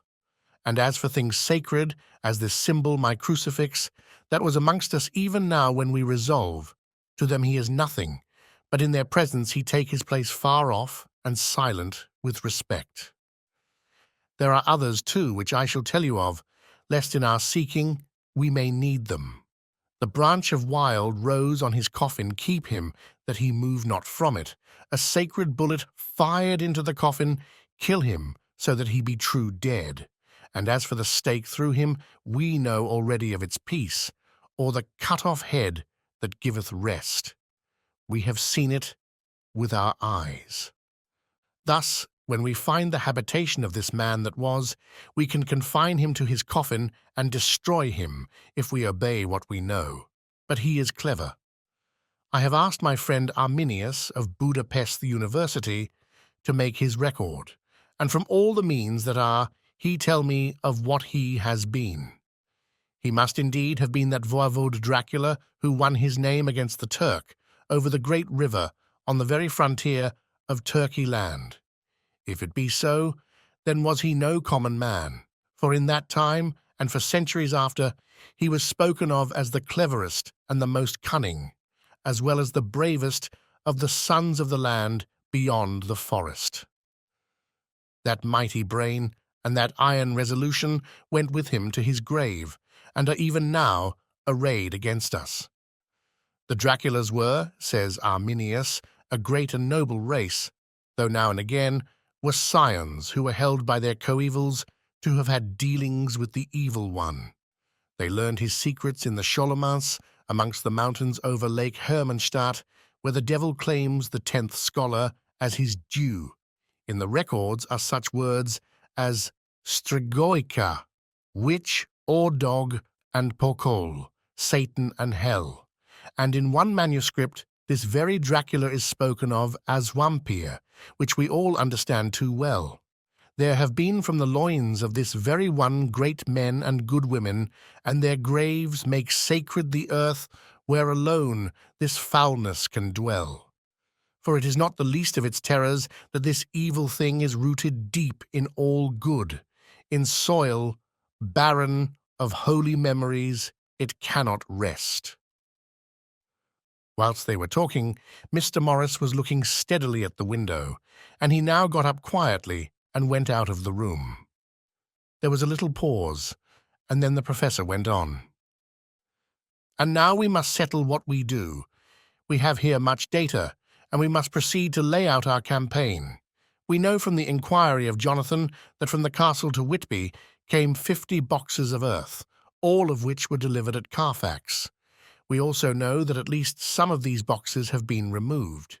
It seems to me that our first step should be to ascertain whether all the rest remain in the house beyond that wall where we look today, or whether any more have been removed. If the latter, we must trace—" Here we were interrupted in a very startling way. Outside the house came the sound of a pistol shot. The glass of the window was shattered with a bullet, which, ricocheting from the top of the embrasure, struck the far wall of the room. I'm afraid I'm at heart a coward, for I shrieked out. The men all jumped to their feet. Lord Godalming flew over to the window and threw up the sash. As he did so, we heard Mr. Morris's voice without, "Sorry, I fear I have alarmed you. I shall come in and tell you about it." A minute later he came in and said, "It was an idiotic thing of me to do, and I ask your pardon, Mrs. Harker, most sincerely. I fear I must have frightened you terribly. But the fact is that whilst the professor was talking, there came a big bat and sat on the window-sill. I've got such a horror of the damned brutes from recent events that I cannot stand them, and I went out to have a shot, as I've been doing of late of evenings, whenever I have seen one. You used to laugh at me for it then, Art." "Did you hit it?" asked Dr. Van Helsing. "I don't know, I fancy not, for it flew away into the wood." Without saying any more, he took his seat, and the professor began to resume his statement. "We must trace each of these boxes, and when we are ready, we must either capture or kill this monster in his lair, or we must, so to speak, sterilize the earth, so that no more he can seek safety in it. Thus, in the end, we may find him in his form of man between the hours of noon and sunset, and so engage with him when he is at his most weak. And now for you, Madam Mina. This night is the end until all be well. You are too precious to us to have such risk. When we part tonight, you no more must question. We shall tell you all in good time. We are men and are able to bear. But you must be our star and our hope, and we shall act all the more free that you are not in the danger, such as we are." All the men, even Johnathan, seemed relieved, but it did not seem to me good that they should brave danger and perhaps lessen their safety, strength being the best safety through care of me. But their minds were made up, and though it was a bitter pill for me to swallow, I could say nothing, save to accept their chivalrous care of me. Mr. Morris resumed the discussion. "As there is no time to lose, I vote we have a look at his house right now. Time is everything with him, and swift action on our part may save another victim." I own that my heart began to fail me when the time for action came so close, but I did not say anything, for I had a greater fear that if I appeared as a drag or a hindrance to their work, they might even leave me out of their counsels altogether. They have now gone off to Carfax with means to get into the house. Manlike, they had told me to go to bed and sleep, as if a woman can sleep when those she loves are in danger. I shall lie down and pretend to sleep, lest Johnathan have added anxiety about me when he returns. Dr. Seward's Diary. The 1st of October, 4 a.m. Just as we were about to leave the house, an urgent message was brought to me from Renfield to know if I would see him at once, as he had something of the utmost importance to say to me. I told the messenger to say that I would attend to his wishes in the morning. I was busy just at the moment. The attendant added, "He seems very importunate, sir. I have never seen him so eager. I don't know but what, if you don't see him soon, he will have one of his violent fits." I knew the man would not have said this without some cause, so I said, "All right, I'll go now." And I asked the others to wait a few minutes for me, as I had to go and see my patient. "Take me with you, friend John," said the professor. "His case in your diary interests me much, and it had bearing too now and again on our case. I should much like to see him, and especial when his mind is disturbed." "May I come also?" asked Lord Godalming. "Me too," said Quincey Morris. "May I come?" said Harker. I nodded, and we all went down the passage together. We found him in a state of considerable excitement, but far more rational in his speech and manner than I had ever seen him. There was an unusual understanding of himself, which was unlike anything I had ever met with in a lunatic, and he took it for granted that his reasons would prevail with others entirely sane. We all four went into the room, but none of the others at first said anything. His request was that I would at once release him from the asylum and send him home. This he backed up with arguments regarding his complete recovery and adduced his own existing sanity. "I appeal to your friends," he said. "They will, perhaps, not mind sitting in judgment on my case. By the way, you have not introduced me." I was so much astonished that the oddness of introducing a madman in an asylum did not strike me at the moment, and besides, there was a certain dignity in the man's manner, so much of the habit of equality, that I at once made the introduction. "Lord Godalming, Professor Van Helsing, Mr. Quincey Morris of Texas, Mr. Renfield."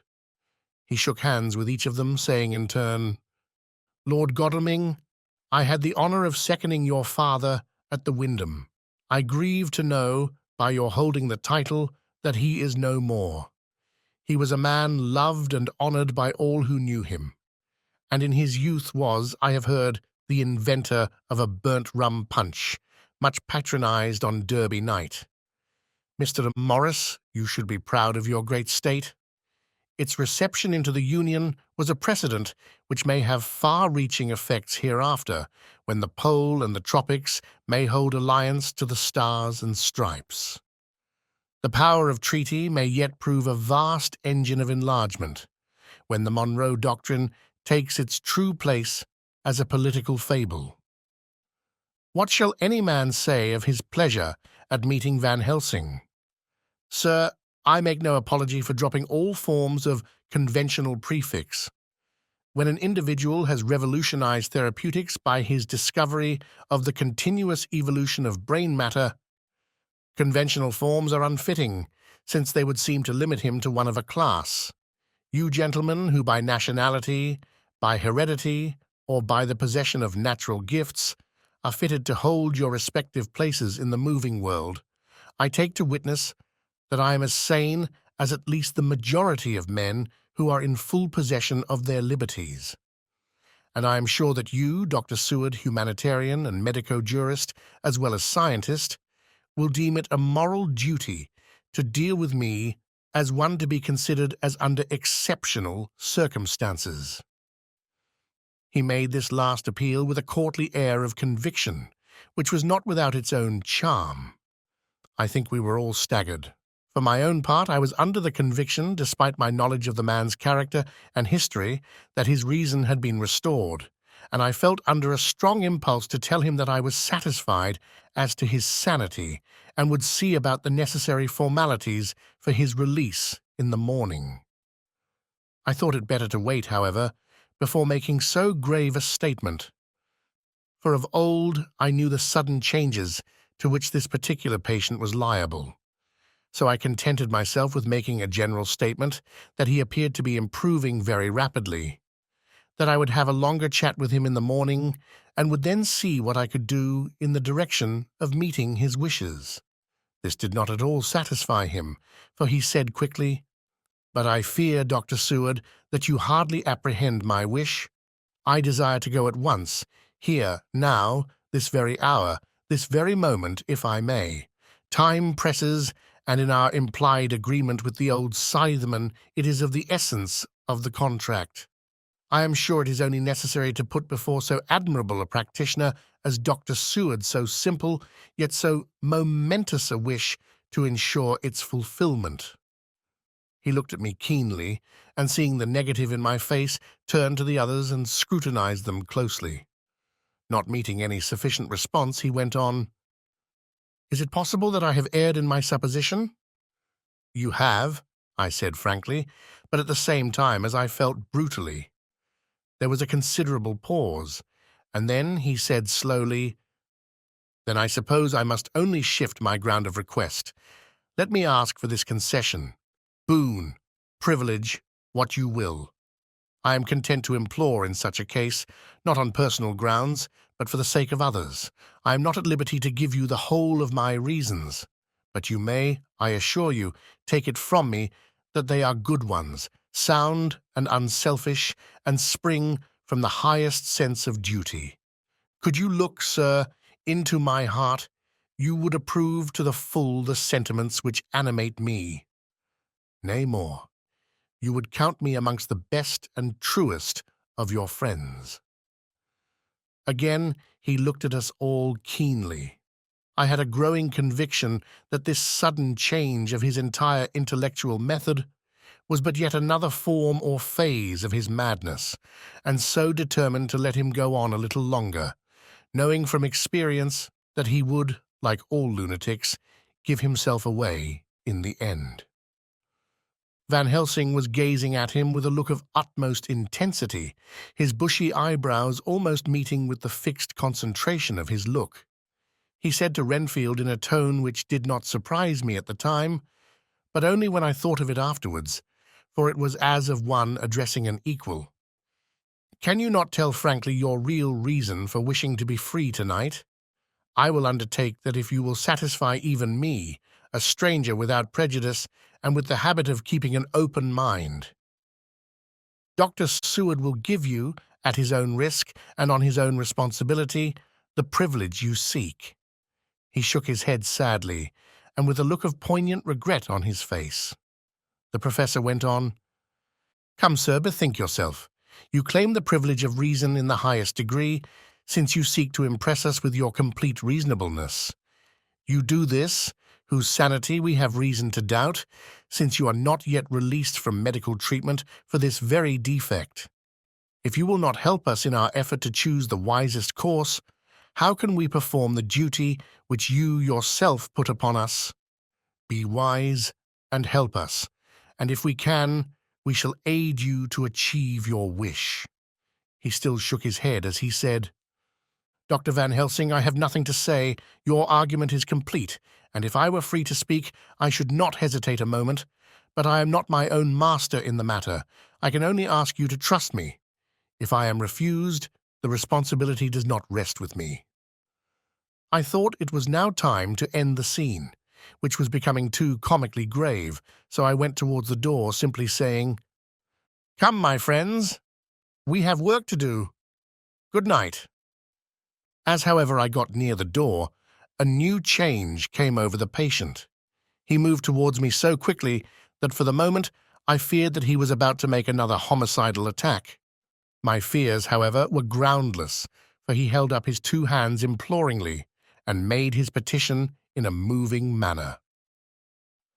As he saw that the very excess of his emotion was militating against him by restoring us more to our old relations, he became still more demonstrative. I glanced at Van Helsing and saw my conviction reflected in his eyes, so I became a little more fixed in my manner, if not more stern, and motioned to him that his efforts were unavailing. I had previously seen something of the same constantly growing excitement in him when he had to make some request of which at the time he had thought much, such, for instance, as when he wanted a cat, and I was prepared to see the collapse into the same sullen acquiescence on this occasion.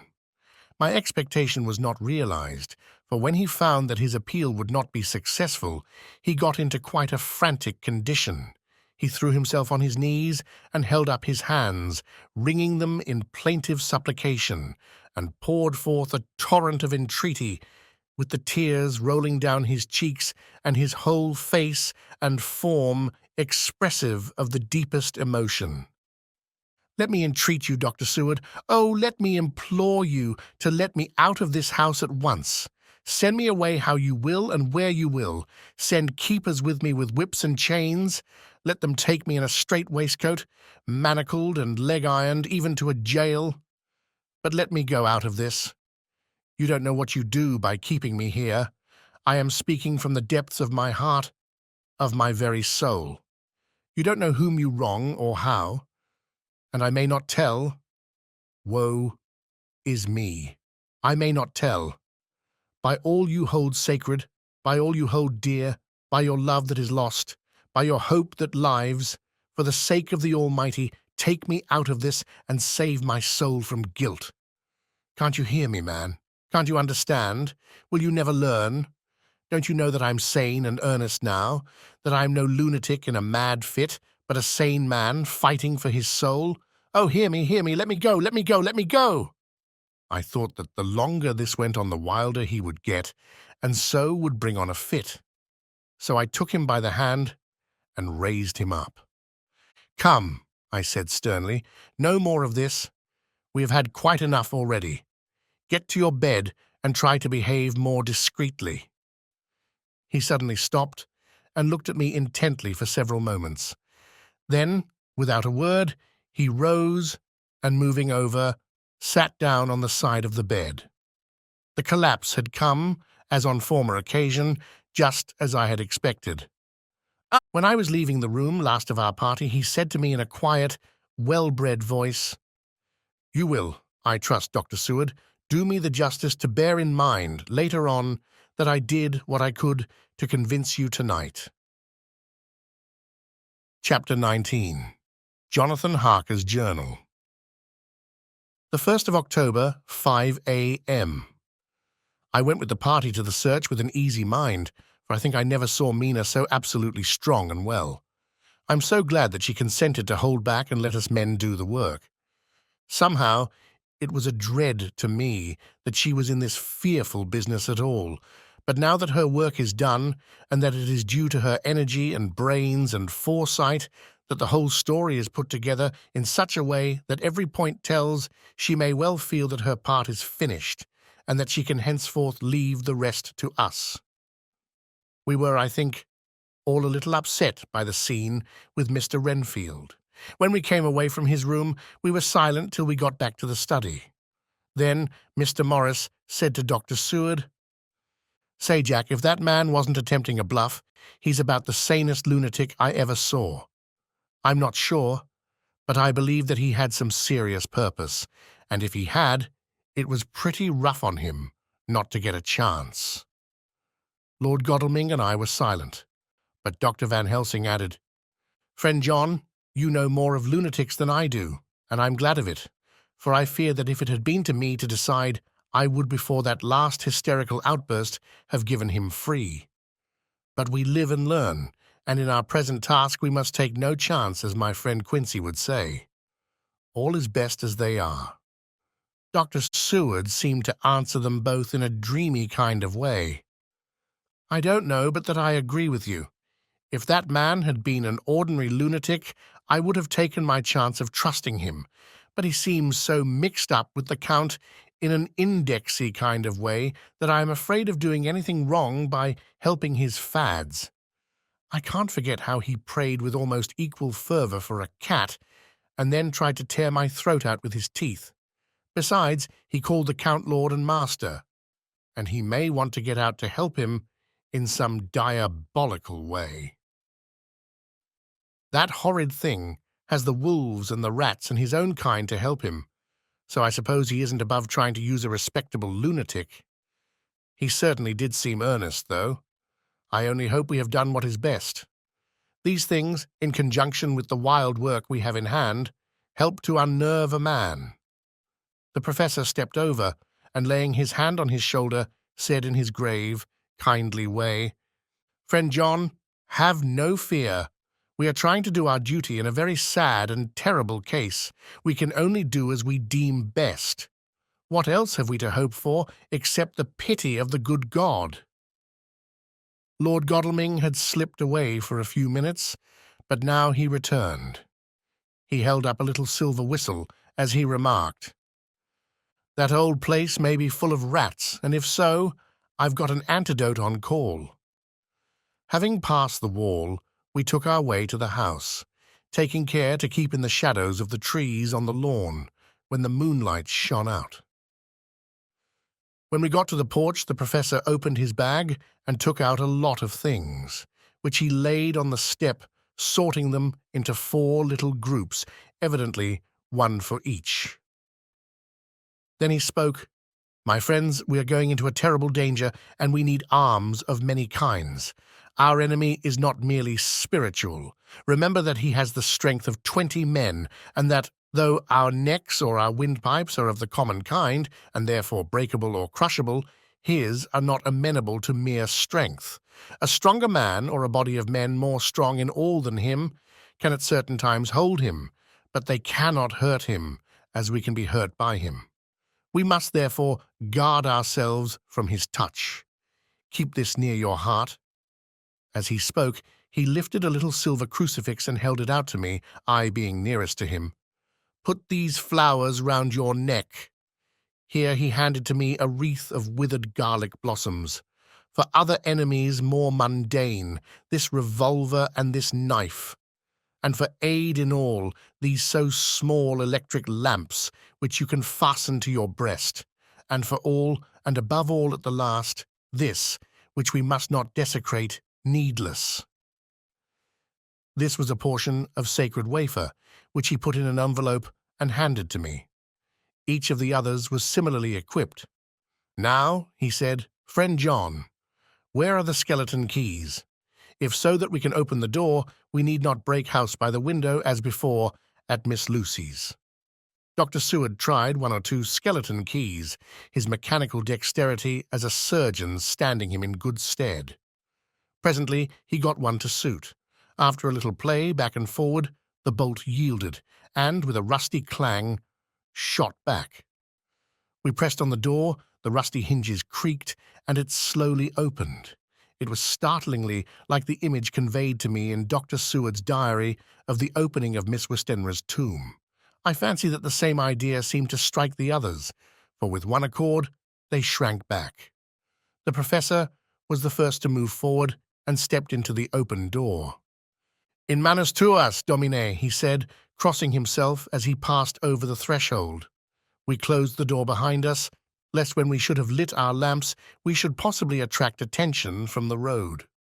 The professor carefully tried the lock, lest we might not be able to open it from within should we be in a hurry making our exit.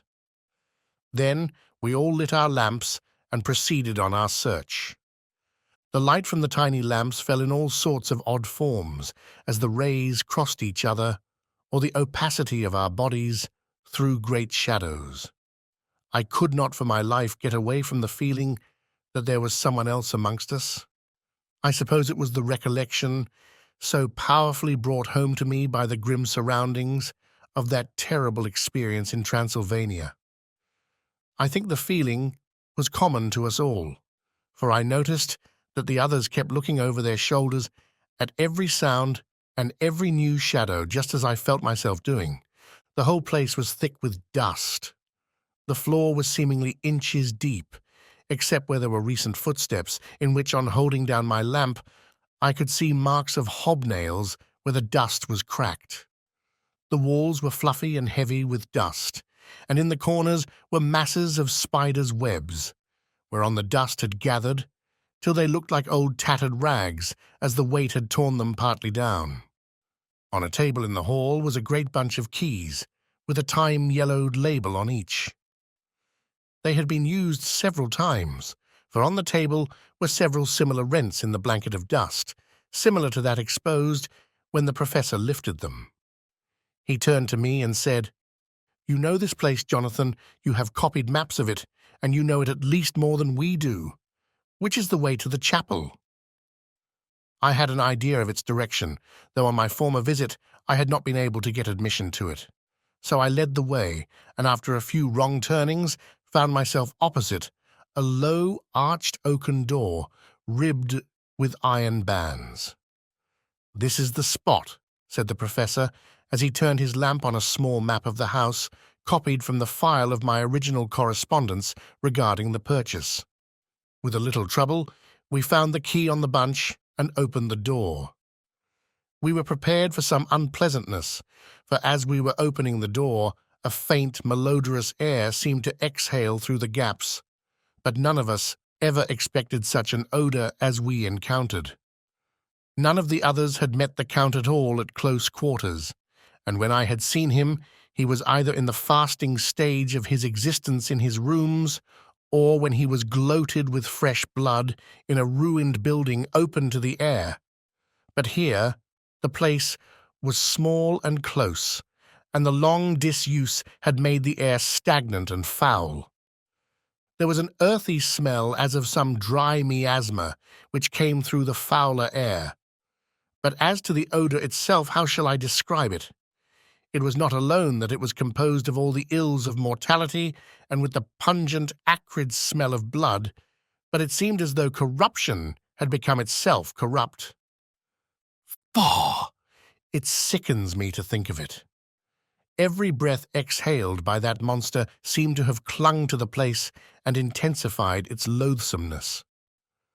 Under ordinary circumstances, such a stench would have brought our enterprise to an end. But this was no ordinary case, and the high and terrible purpose in which we were involved gave us a strength which rose above merely physical considerations. After the involuntary shrinking consequent on the first nauseous whiff, we one and all set about our work as though that loathsome place were a garden of roses. We made an accurate examination of the place, the professor saying as we began, "The first thing is to see how many of the boxes are left. We must then examine every hole and corner and cranny and see if we cannot get some clue as to what has become of the rest." A glance was sufficient to show how many remained, for the great earth chests were bulky, and there was no mistaking them. There were only 29 left out of the 50. Once I got a fright, for seeing Lord Godalming suddenly turn and look out of the vaulted door into the dark passage beyond, I looked too, and for an instant my heart stood still. Somewhere, looking out from the shadow, I seemed to see the high lights of the Count's evil face, the ridge of the nose, the red eyes, the red lips, the awful pallor. It was only for a moment, for as Lord Godalming said, I thought I saw a face, but it was only the shadows, and resumed his inquiry. I turned my lamp in the direction and stepped into the passage.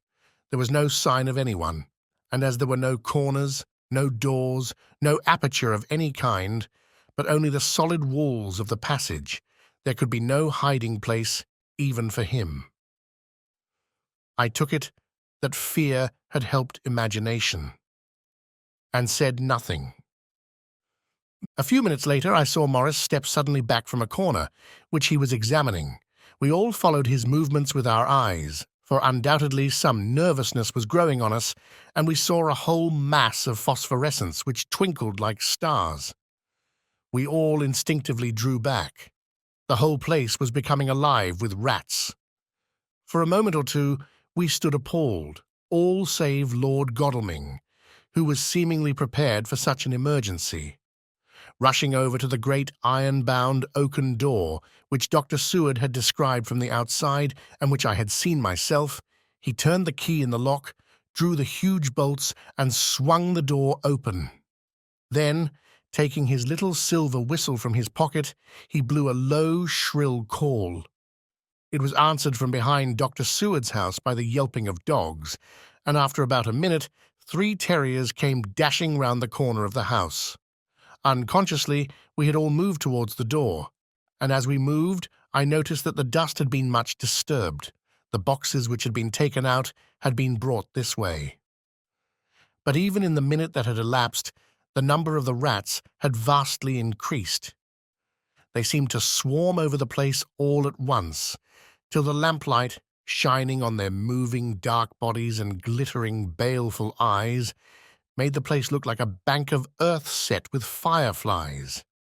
The dogs dashed on, but at the threshold suddenly stopped and snarled, and then, simultaneously lifting their noses, began to howl in most lugubrious fashion. The rats were multiplying in thousands, and we moved out. Lord Godalming lifted one of the dogs, and carrying him in, placed him on the floor. The instant his feet touched the ground, he seemed to recover his courage and rushed at his natural enemies. They fled before him so fast that before he had shaken the life out of a score, the other dogs, who had by now been lifted in the same manner, had but small prey ere the whole mass had vanished. With their going, it seemed as if some evil presence had departed, for the dogs frisked about and barked merrily as they made sudden darts at their prostrate foes and turned them over and tossed them in the air with vicious shakes. We all seemed to find our spirits rise, whether it was the purifying of the deadly atmosphere by the opening of the chapel door, or the relief which we experienced by finding ourselves in the open, I know not, but most certainly the shadow of dread seemed to slip from us like a robe, and the occasion of our coming lost something of its grim significance, though we did not slacken a whit in our resolution. We closed the outer door and barred and locked it, and bringing the dogs with us, began our search of the house. We found nothing throughout except dust in extraordinary proportions, and all untouched, save for my own footsteps when I had made my first visit. Never once did the dogs exhibit any symptom of uneasiness, and even when we returned to the chapel, they frisked about as though they had been rabbit hunting in a summer wood. The morning was quickening in the east when we emerged from the front. Dr. Van Helsing had taken the key of the hall door from the bunch and locked the door in orthodox fashion, putting the key into his pocket when he had done. "So far," he said, "our night has been eminently successful. No harm has come to us such as I feared might be, and yet we have ascertained how many boxes are missing. More than all do I rejoice that this, our first, and perhaps our most difficult and dangerous, step has been accomplished without the bringing therein to our most sweet Madam Mina, or troubling her waking or sleeping thoughts with sights and sounds and smells of horror which she might never forget. One lesson, too, we have learned, if it be allowable to argue a particulari, that the brute beasts which are to the Count's command are yet themselves not amenable to his spiritual power. For look, these rats that would come to his call, just as from his castle top he summoned the wolves to your going, and to that poor mother's cry, though they come to him, they run pell-mell from the so little dogs of my friend Arthur. We have other matters before us, other dangers, other fears, and that monster, he has not used his power over the brute world for the only or the last time tonight. So be it that he has gone elsewhere. Good. It has given us opportunity to cry-check in some ways in this chess game, which we play for the stake of human souls. And now let us go home. The dawn is close at hand, and we have reason to be content with our first night's work. It may be ordained that we have many nights and days to follow, if full of peril, but we must go on, and from no danger shall we shrink." The house was silent when we got back, save for some poor creature who was screaming away in one of the distant wards, and a low, moaning sound from Renfield's room. The poor wretch was doubtless torturing himself, after the manner of the insane, with needless thoughts of pain. I came tiptoe into our own room and found Mina asleep, breathing so softly that I had to put my ear down to hear it. She looks paler than usual. I hope the meeting tonight has not upset her. I am truly thankful that she is to be left out of our future work, and even of our deliberations. It is too great a strain for a woman to bear. I did not think so at first, but I know better now. Therefore I am glad that it is settled.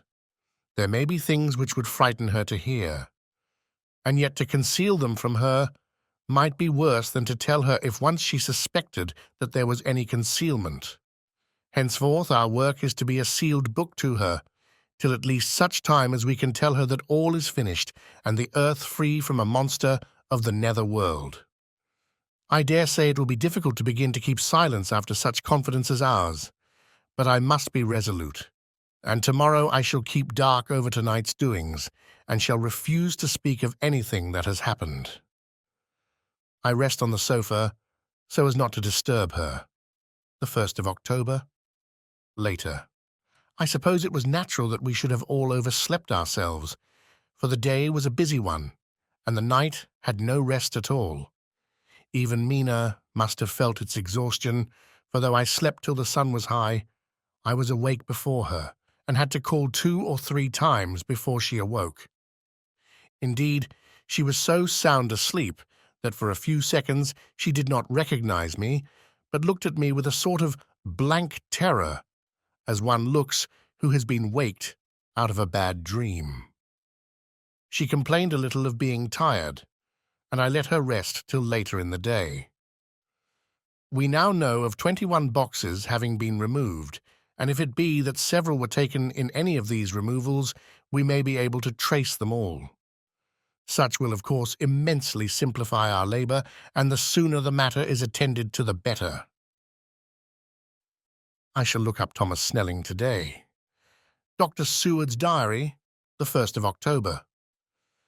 It was towards noon when I was awakened by the professor walking into my room.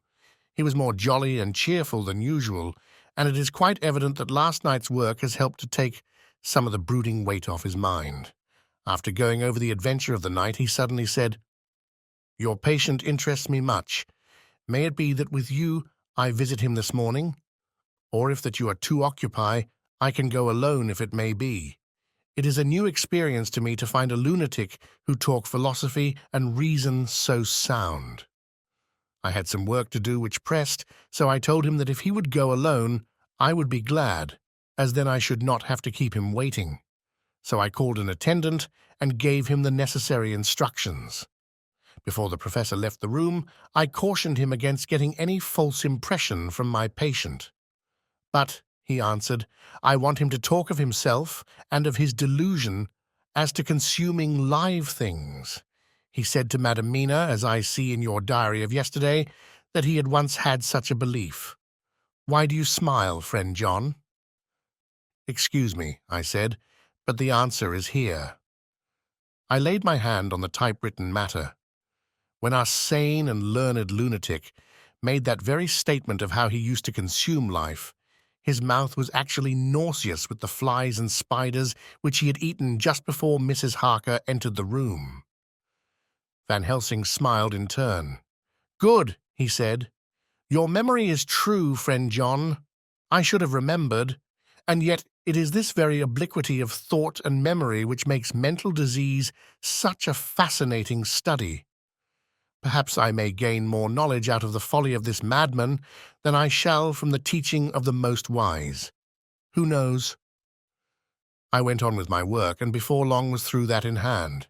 It seemed that the time had been very short indeed, but there was Van Helsing back in the study. "Do I interrupt?" he asked politely as he stood at the door. "Not at all," I answered. "Come in. My work is finished, and I am free. I can go with you now, if you like." "It is needless. I have seen him." "Well?" "I fear that he doesn't appraise me at much. Our interview was short. When I entered his room, he was sitting on a stool in the center with his elbows on his knees, and his face was the picture of sullen discontent. I spoke to him as cheerfully as I could, and with such a measure of respect as I could assume. He made no reply whatever. "Don't you know me?" I asked. His answer was not reassuring. "I know you well enough. You are the old fool Van Helsing. I wish you would take yourself and your idiotic brain theories somewhere else. Damn all thick-headed Dutchmen." Not a word more would he say, but sat in his implacable sullenness as indifferent to me as though I had not been in the room at all. Thus departed for this time my chance of much learning from this so clever lunatic. So I shall go, if I may, and cheer myself with a few happy words with that sweet soul, Madam Mina. Friend John, it does rejoice me unspeakable that she is no more to be pained, no more to be worried with our terrible things. Though we shall much miss her help, it is better so. I agree with you with all my heart, I answered earnestly, for I did not want him to weaken in this matter. Mrs. Harker is better out of it. Things are quite bad enough for us, all men of the world, and who have been in many tight places in our time. But it is no place for a woman, and if she had remained in touch with the affair, it would in time infallibly have wrecked her. So Van Helsing has gone to confer with Mrs. Harker and Harker. Quincy and Art are all out following up the clues as to the earth boxes. I shall finish my round of work, and we shall meet tonight. Mina Harker's Journal, the 1st of October. It is strange to me to be kept in the dark as I am today, after Johnathan's full confidence for so many years, to see him manifestly avoid certain matters, and those the most vital of all. This morning I slept late after the fatigues of yesterday, and though Johnathan was late too, he was the earlier. He spoke to me before he went out, never more sweetly or tenderly, but he never mentioned a word of what had happened in the visit to the Count's house. And yet he must have known how terribly anxious I was. Poor dear fellow! I suppose it must have distressed him even more than it did me. They all agreed that it was best that I should not be drawn further into this awful work, and I acquiesced. But to think that he keeps anything from me. And now I am crying like a silly fool when I know it comes from my husband's great love and from the good wishes of those other strong men. That has done me good. Well, some day Johnathan will tell me all, and lest it should ever be that he should think for a moment that I kept anything from him, I still keep my journal as usual. Then if he has feared of my trust, I shall show it to him, with every thought of my heart put down for his dear eyes to read. I feel strangely sad and low-spirited today. I suppose it is the reaction from the terrible excitement. Last night I went to bed when the men had gone, simply because they told me to. I didn't feel sleepy, and I did feel full of devouring anxiety. I kept thinking over everything that has been ever since Johnathan came to see me in London, and it all seems like a horrible tragedy, with fate pressing on relentlessly to some destined end. Everything that one does seems, no matter how right it may be, to bring on the very thing which is most to be deplored. If I hadn't gone to Whitby, perhaps poor dear Lucy would be with us now.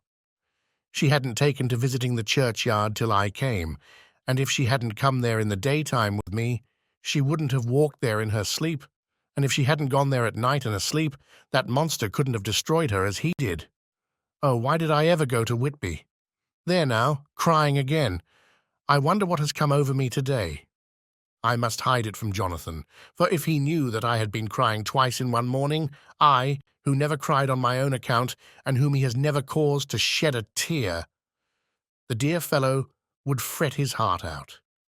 I shall put a bold face on, and if I do feel weepy, he shall never see it. I suppose it is one of the lessons that we poor women have to learn. I can't quite remember how I fell asleep last night. I remember hearing the sudden barking of the dogs and a lot of queer sounds, like praying on a very tumultuous scale, from Mr. Renfield's room, which is somewhere under this. And then there was silence over everything, silence so profound that it startled me, and I got up and looked out of the window. All was dark and silent, the black shadows thrown by the moonlight seeming full of a silent mystery of their own. Not a thing seemed to be stirring, but all to be grim and fixed as death or fate, so that a thin streak of white mist that crept with almost imperceptible slowness across the grass towards the house seemed to have a sentience and a vitality of its own. I think that the digression of my thoughts must have done me good, for when I got back to bed, I found a lethargy creeping over me. I lay a while, but could not quite sleep, so I got out and looked out of the window again. The mist was spreading and was now close up to the house, so that I could see it lying thick against the wall, as though it was stealing up to the windows. The poor man was more loud than ever, and though I could not distinguish a word he said, I could in some way recognize in his tones some passionate entreaty on his part. Then there was the sound of a struggle, and I knew that the attendants were dealing with him. I was so frightened that I crept into bed and pulled the clothes over my head, putting my fingers in my ears. I was not then a bit sleepy, at least so I thought, but I must have fallen asleep, for, except dreams, I do not remember anything until the morning, when Johnathan woke me. I think that it took me an effort and a little time to realize where I was, and that it was Johnathan who was bending over me. My dream was very peculiar and was almost typical of the way that waking thoughts become merged in or continued in dreams. I thought that I was asleep and waiting for Johnathan to come back. I was very anxious about him, and I was powerless to act. My feet and my hands and my brain were weighted so that nothing could proceed at the usual pace, and so I slept uneasily and thought. Then it began to dawn upon me that the air was heavy and dank and cold. I put back the clothes from my face and found, to my surprise, that all was dim around. The gaslight which I had left lit for Johnathan, but turned down, came only like a tiny red spark through the fog, which had evidently grown thicker and poured into the room. Then it occurred to me that I had shut the window before I had come to bed. I would have got out to make certain on the point, but some leaden lethargy seemed to chain my limbs and even my will. I lay still and endured. That was all. I closed my eyes, but could still see through my eyelids. It is wonderful what tricks our dreams play us, and how conveniently we can imagine. The mist grew thicker and thicker, and I could see now how it came in, for I could see it like smoke, or with the white energy of boiling water, pouring in, not through the window, but through the joinings of the door. It got thicker and thicker, till it seemed as if it became concentrated into a sort of pillar of cloud in the room, through the top of which I could see the light of the gas shining like a red eye. Things began to whirl through my brain just as the cloudy column was now whirling in the room, and through it all came the scriptural words, "A pillar of cloud by day and of fire by night." Was it indeed some such spiritual guidance that was coming to me in my sleep? But the pillar was composed of both the day and the night guiding, for the fire was in the red eye, which at the thought got a new fascination for me, till, as I looked, the fire divided, and seemed to shine on me through the fog like two red eyes, such as Lucy told me of in her momentary mental wandering, when, on the cliff, the dying sunlight struck the windows of St. Mary's Church. Suddenly the horror burst upon me that it was thus that Johnathan had seen those awful women growing into reality through the whirling mist in the moonlight, and in my dream I must have fainted, for all became black darkness. The last conscious effort which imagination made was to show me a livid white face bending over me out of the mist. I must be careful of such dreams, for they would unseat one's reason if there were too much of them. I would get Dr. Van Helsing or Dr. Seward to prescribe something for me which would make me sleep, only that I fear to alarm them. Such a dream at the present time would become woven into their fears for me. Tonight I shall strive hard to sleep naturally. If I do not, I shall tomorrow night get them to give me a dose of chloral that cannot hurt me for once, and it will give me a good night's sleep. Last night tired me more than if I had not slept at all. The 2nd of October, 10 p.m. Last night I slept but did not dream. I must have slept soundly, for I was not waked by Johnathan coming to bed, but the sleep has not refreshed me, for today I feel terribly weak and spiritless. I spent all yesterday trying to read, or lying down dozing. In the afternoon, Mr. Renfield asked if he might see me. Poor man, he was very gentle, and when I came away he kissed my hand and bade God bless me. Some way it affected me much. I am crying when I think of him. This is a new weakness, of which I must be careful. Johnathan would be miserable if he knew I had been crying. He and the others were out till dinner time, and they all came in tired. I did what I could to brighten them up, and I suppose that the effort did me good, for I forgot how tired I was. After dinner they sent me to bed, and all went off to smoke together, as they said, but I knew that they wanted to tell each other of what had occurred to each during the day. I could see from Johnathan's manner that he had something important to communicate. I was not so sleepy as I should have been, so before they went I asked Dr. Seward to give me a little opiate of some kind, as I had not slept well the night before. He very kindly made me up a sleeping draught, which he gave to me, telling me that it would do me no harm, as it was very mild. I have taken it, and am waiting for sleep, which still keeps aloof. I hope I have not done wrong, for as sleep begins to flirt with me, a new fear comes, that I may have been foolish in thus depriving myself of the power of waking. I might want it. Here comes sleep. Good night. Chapter 20. Johnathan Harker's Journal.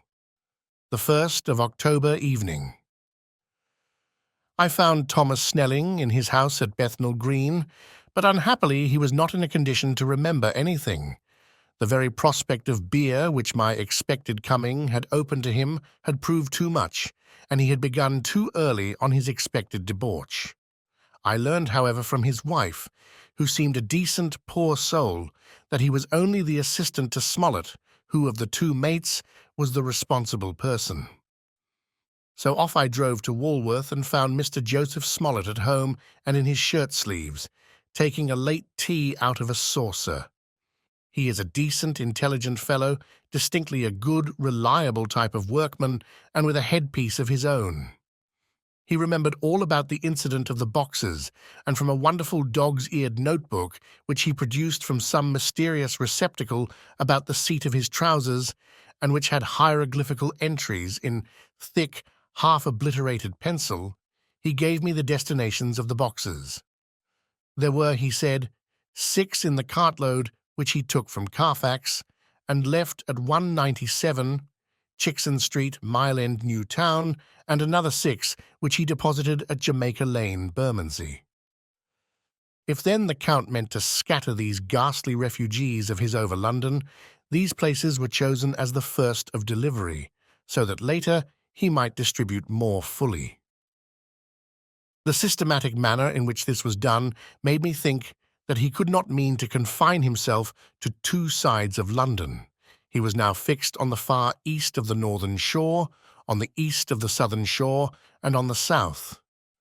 The north and west were surely never meant to be left out of his diabolical scheme, let alone the city itself, and the very heart of fashionable London in the south-west and west.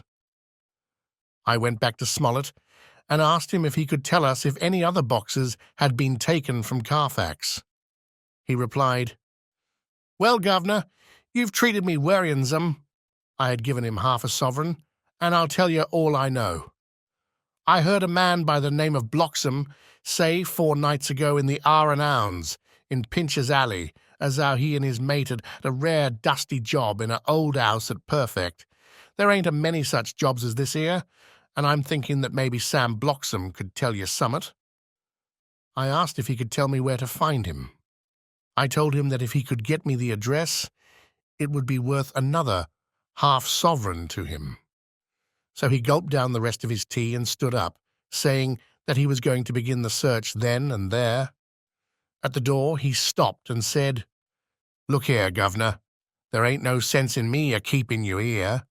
I may find Sam soon or I mayn't, but anyhow, he ain't like to be in a way to tell you much tonight. Sam is a rare one when he starts on the booze. If you can give me an envelope with a stamp on it and put your address on it, I'll find out where Sam is to be found and post it you tonight.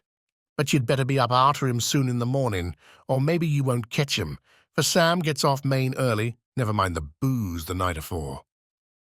This was all practical, So one of the children went off with a penny to buy an envelope and a sheet of paper and to keep the change. When she came back, I addressed the envelope and stamped it, and when Smollett had again faithfully promised to post the address when found, I took my way to home. We're on the track anyhow. I'm tired tonight and want sleep. Mina is fast asleep and looks a little too pale. Her eyes look as though she had been crying. Poor dear, I've no doubt it frets her to be kept in the dark, and it may make her doubly anxious about me and the others. But it is best as it is. It is better to be disappointed and worried in such a way now than to have her nerve broken. The doctors were quite right to insist on her being kept out of this dreadful business. I must be firm, for on me this particular burden of silence must rest. I shall not ever enter on the subject with her under any circumstances. Indeed, it may not be a hard task, after all, for she herself has become reticent on the subject and has not spoken of the Count or his doings ever since we told her of our decision. The 2nd of October evening. A long and trying and exciting day. By the first post, I got my directed envelope with a dirty scrap of paper enclosed, on which was written with a carpenter's pencil in a sprawling hand: Sam Bloxham, Corcoran's 4, Potters Court, Bartell Street, Walworth. Ask for the Depeat. I got the letter in bed and rose without waking Mina. She looked heavy and sleepy and pale and far from well. I determined not to wake her, but that when I should return from this new search, I would arrange for her going back to Exeter. I think she would be happier in our own home, with her daily tasks to interest her, than in being here amongst us and in ignorance. I only saw Dr. Seward for a moment and told him where I was off to, promising to come back and tell the rest so soon as I should have found out anything. I drove to Walworth and found, with some difficulty, Potter's Court. Mr. Smollett's spelling misled me, as I asked for Potter's Court instead of Potter's Court. However, when I had found the court, I had no difficulty in discovering Corcoran's lodging-house. When I asked the man who came to the door for the Depeat, he shook his head and said, "I dunno him. There ain't no such a person here. I never heard of him in all my bloomin' days. Don't believe there ain't nobody of that kind living here or anywheres." I took out Smollett's letter, and as I read it, it seemed to me that the lesson of the spelling of the name of the court might guide me. "What are you?" I asked. "I'm the deputy," he answered. I saw at once that I was on the right track. Phonetic spelling had again misled me. A half-crown tip put the deputy's knowledge at my disposal, and I learned that Mr. Bloxham, who had slept off the remains of his beer on the previous night at Corcoran's, had left for his work at Poplar at 5 o'clock that morning. He could not tell me where the place of work was situated, but he had a vague idea that it was some kind of a new-fangled warehouse, and with this slender clue I had to start for Poplar. It was 12 o'clock before I got any satisfactory hint of such a building, and this I got at a coffee shop, where some workmen were having their dinner. One of these suggested that there was being erected at Cross Angel Street a new cold storage building, and as this suited the condition of a new-fangled warehouse, I at once drove to it. An interview with a surly gatekeeper and a surlier foreman, both of whom were appeased with the coin of the realm, put me on the track of Bloxham. He was sent for on my suggesting that I was willing to pay his day's wages to his foreman for the privilege of asking him a few questions on a private matter. He was a smart enough fellow, though rough of speech and bearing. When I had promised to pay for his information and given him an earnest, he told me that he had made 2 journeys between Carfax and a house in Piccadilly, and had taken from this house to the latter 9 great boxes, main, heavy ones, with a horse and cart hired by him for this purpose. I asked him if he could tell me the number of the house in Piccadilly, to which he replied, "Well, governor, I forgets the number, but it was only a few doors from a big white church or something of the kind, not long built. It was a dusty old house too, though nothing to the dustiness of the house we took the bloomin' boxes from." How did you get into the houses if they were both empty? There was the old party what engaged me a-waitin' in the house at Purfleet. He helped me to lift the boxes and put them in the dray. Curse me, but he was the strongest chap I ever struck, and him a old fella, with a white moustache, one that thin you would think he couldn't throw a shadder. How this phrase thrilled through me. Why, he took up his end of the boxes like they was pounds of tea, and me a puffin' and a blowin' afore I could upend mine anyhow, and I'm no chicken neither. How did you get into the house in Piccadilly? I asked. He was there too. He must have started off and got there afore me, for when I rung of the bell, he came and opened the door hisself, and helped me to carry the boxes into the hall. The whole 9? I asked. Yes, there was 5 in the first load, and 4 in the second. It was main dry work, and I don't so well remember how I got home. I interrupted him. Were the boxes left in the hall? Yes. It was a big hall, and there was nothing else in it. I made one more attempt to further matters. You didn't have any key? Never use no key nor nothink. The old gent, he opened the door hisself and shut it again when I druv off. I don't remember the last time, but that was the beer. And you can't remember the number of the house? No, sir, but you needn't have no difficulty about that. It's a hun with a stone front with a bow on it, and I steps up to the door. I know them steps, having had to carry the boxes up with 3 loafers what come round to earn a copper. The old gent give them shillings, and they seen they got so much they wanted more. But he took one of them by the shoulder and was like to throw him down the steps, till the lot of them went away cussing. I thought that with this description I could find the house. So, having paid my friend for his information, I started off for Piccadilly. I had gained a new painful experience. The Count could, it was evident, handle the earth boxes himself. If so, time was precious, for now that he had achieved a certain amount of distribution, he could, by choosing his own time, complete the task unobserved. At Piccadilly Circus, I discharged my cab and walked westward. Beyond the Junior Constitutional, I came across the house described and was satisfied that this was the next of the lairs arranged by Dracula. The house looked as though it had been long untenanted. The windows were encrusted with dust and the shutters were up. All the framework was black with time, and from the iron the paint had mostly scaled away.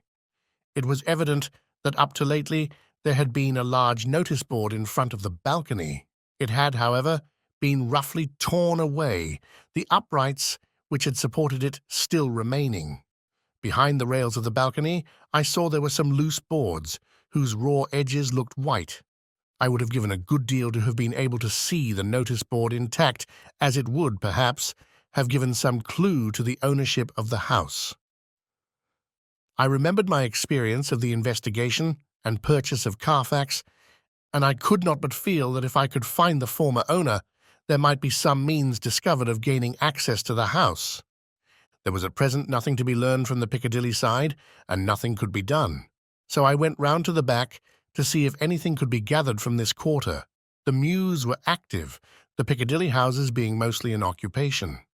I asked 1 or 2 of the grooms and helpers whom I saw around if they could tell me anything about the empty house. One of them said that he heard it had lately been taken, but he couldn't say from whom. He told me, however, that up to very lately there had been a notice board of for sale up, and that perhaps Mitchell, Sons and Candy, the house agents, could tell me something, as he thought he remembered seeing the name of that firm on the board. I did not wish to seem too eager, or to let my informant know or guess too much, so thanking him in the usual manner, I strolled away. It was now growing dusk, and the autumn night was closing in, so I did not lose any time. Having learned the address of Mitchell, Sons and Candy from a directory at the Berkeley, I was soon at their office in Sackville Street.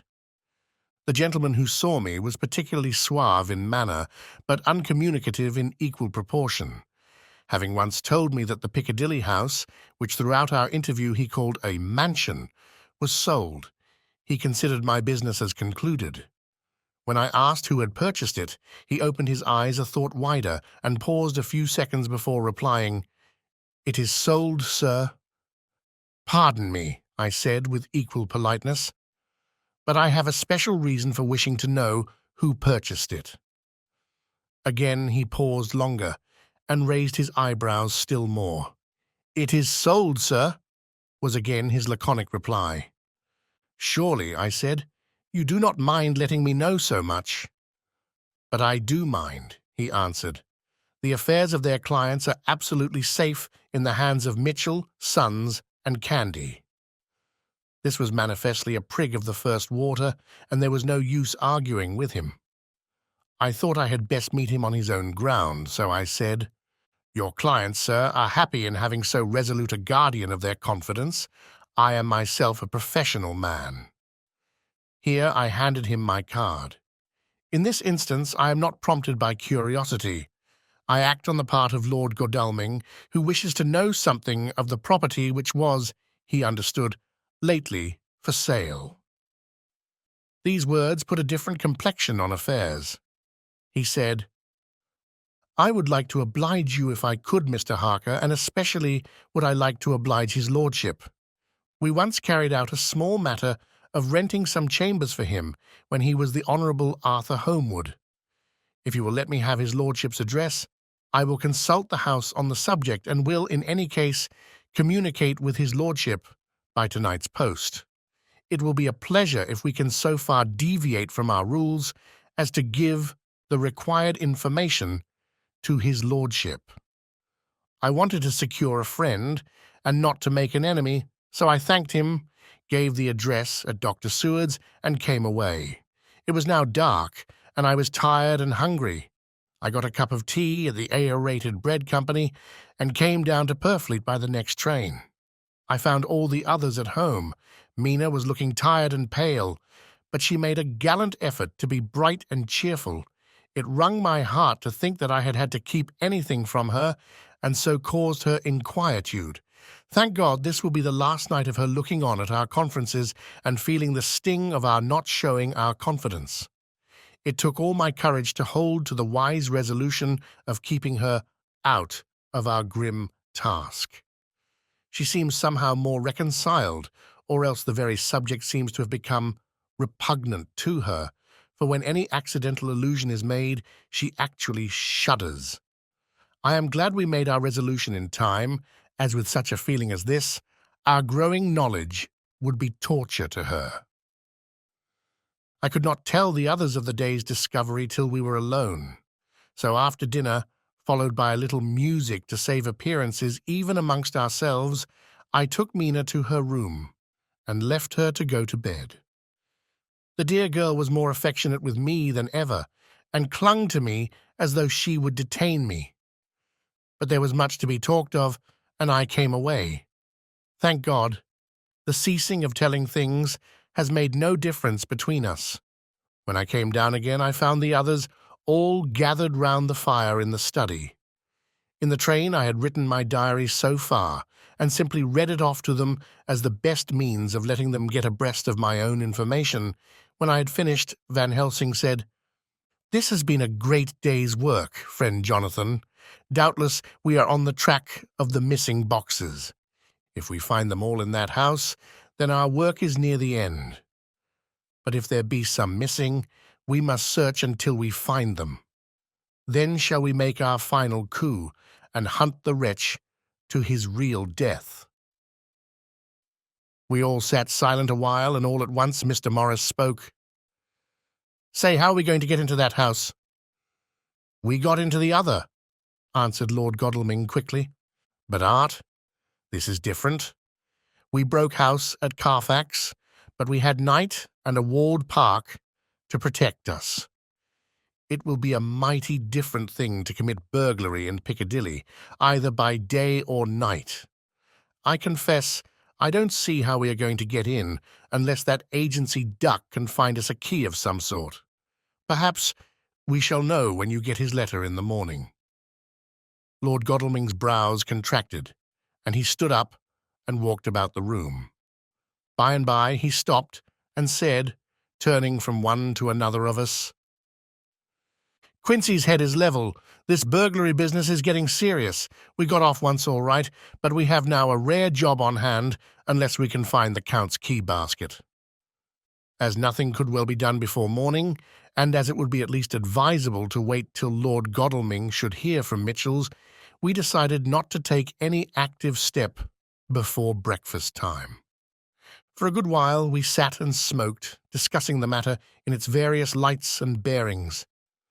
I took the opportunity of bringing this diary right up to the moment. I am very sleepy and shall go to bed. Just a line. Mina sleeps soundly, and her breathing is regular. Her forehead is puckered up into little wrinkles, as though she thinks even in her sleep.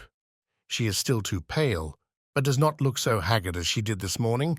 Tomorrow will, I hope, mend all this. She will be herself at home in Exeter. Oh, but I am sleepy. Dr. Seward's diary, the 1st of October. I'm puzzled afresh about Renfield. His moods change so rapidly that I find it difficult to keep touch of them, and as they always mean something more than his own well-being, they form a more than interesting study.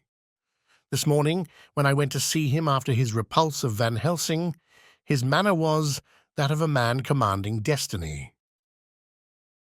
He was, in fact, commanding destiny, subjectively. He did not really care for any of the things of mere earth. He was in the clouds and looked down on all the weaknesses and wants of us poor mortals. I thought I would improve the occasion and learn something, so I asked him, "What about the flies these times?" He smiled on me in quite a superior sort of way, such a smile as would have become the face of Malvolio, as he answered me. "The fly, my dear sir, has one striking feature. Its wings are typical of the aerial powers of the psychic faculties. The ancients did well when they typified the soul as a butterfly." I thought I would push his analogy to its utmost logically, so I said quickly, "Oh, it is a soul you are after now, is it?" His madness foiled his reason, and a puzzled look spread over his face as, shaking his head with a decision which I had but seldom seen in him, he said, oh no, I want no souls. Life is all I want." Here he brightened up. "I am pretty indifferent about it at present. Life is all right. I have all I want. You must get a new patient, doctor, if you wish to study zoophagy." This puzzled me a little, so I drew him on. "Then you command life. You are a god, I suppose." He smiled with an ineffably benign superiority. "Oh, no. Far be it from me to arrogate to myself the attributes of the deity. I am not even concerned in his especially spiritual doings. If I may state my intellectual position, I am, so far as concerns things purely terrestrial, somewhat in the position which Enoch occupied spiritually." This was a poser to me.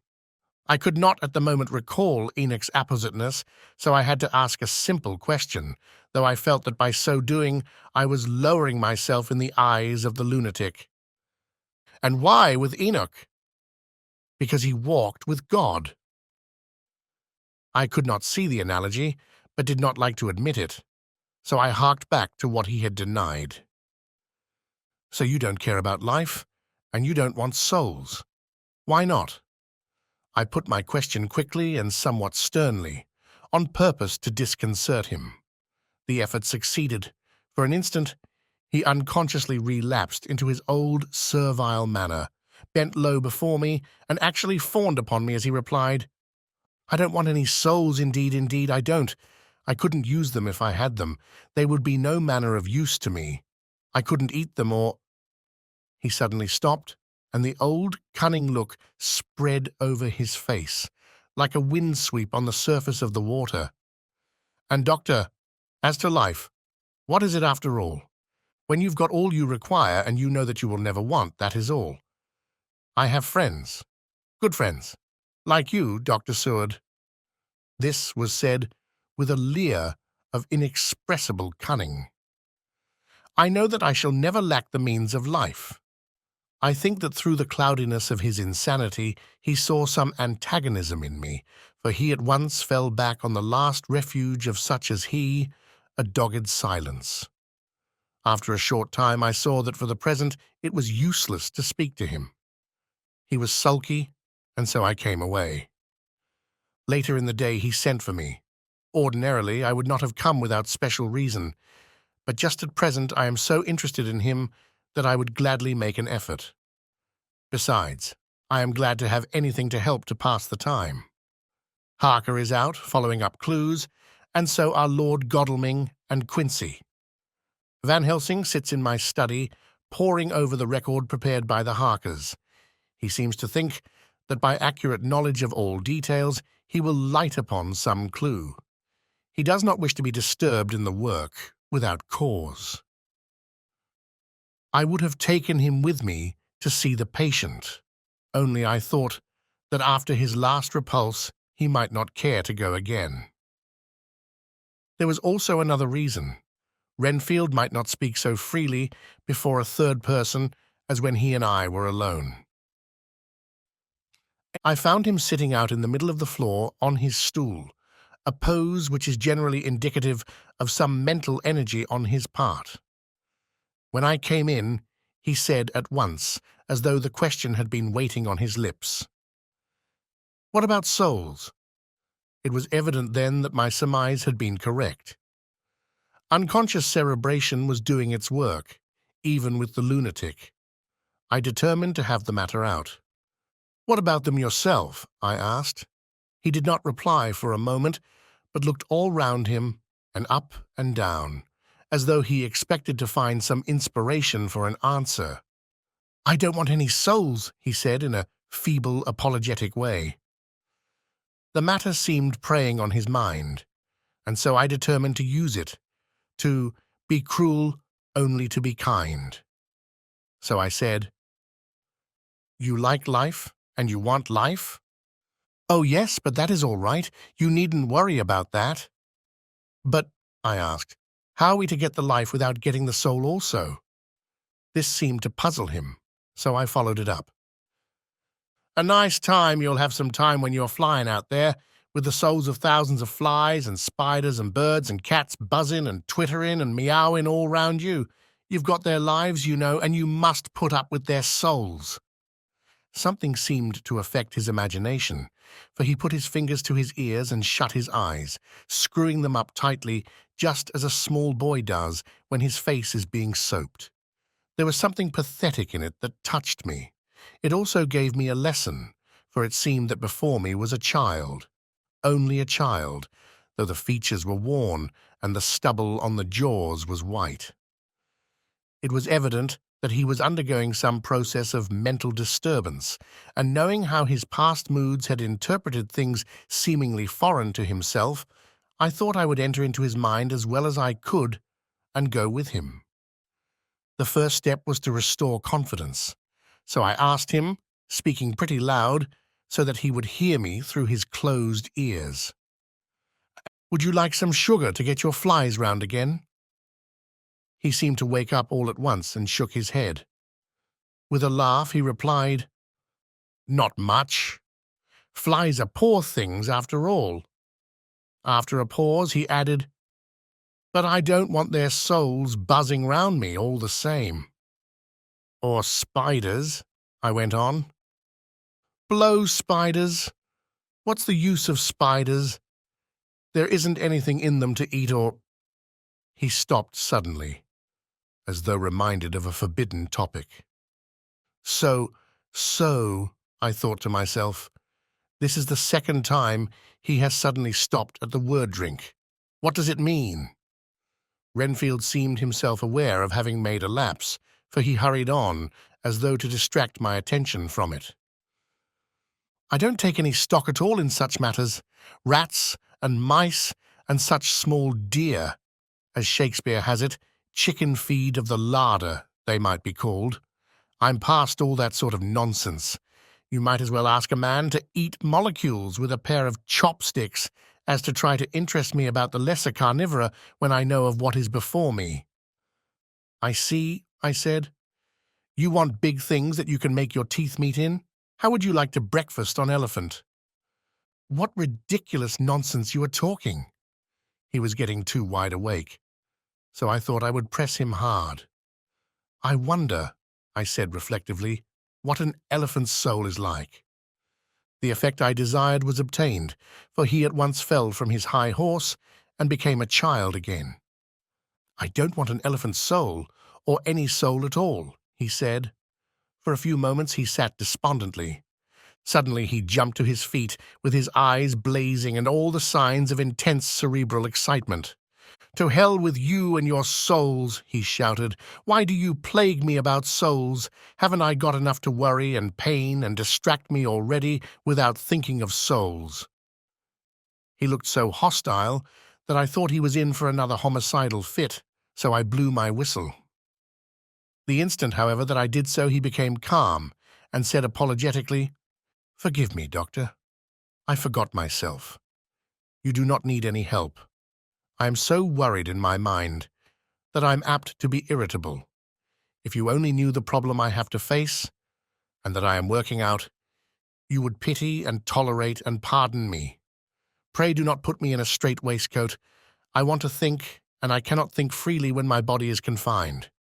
I am sure you will understand." He had evidently self-control, so when the attendants came, I told them not to mind, and they withdrew. Renfield watched them go.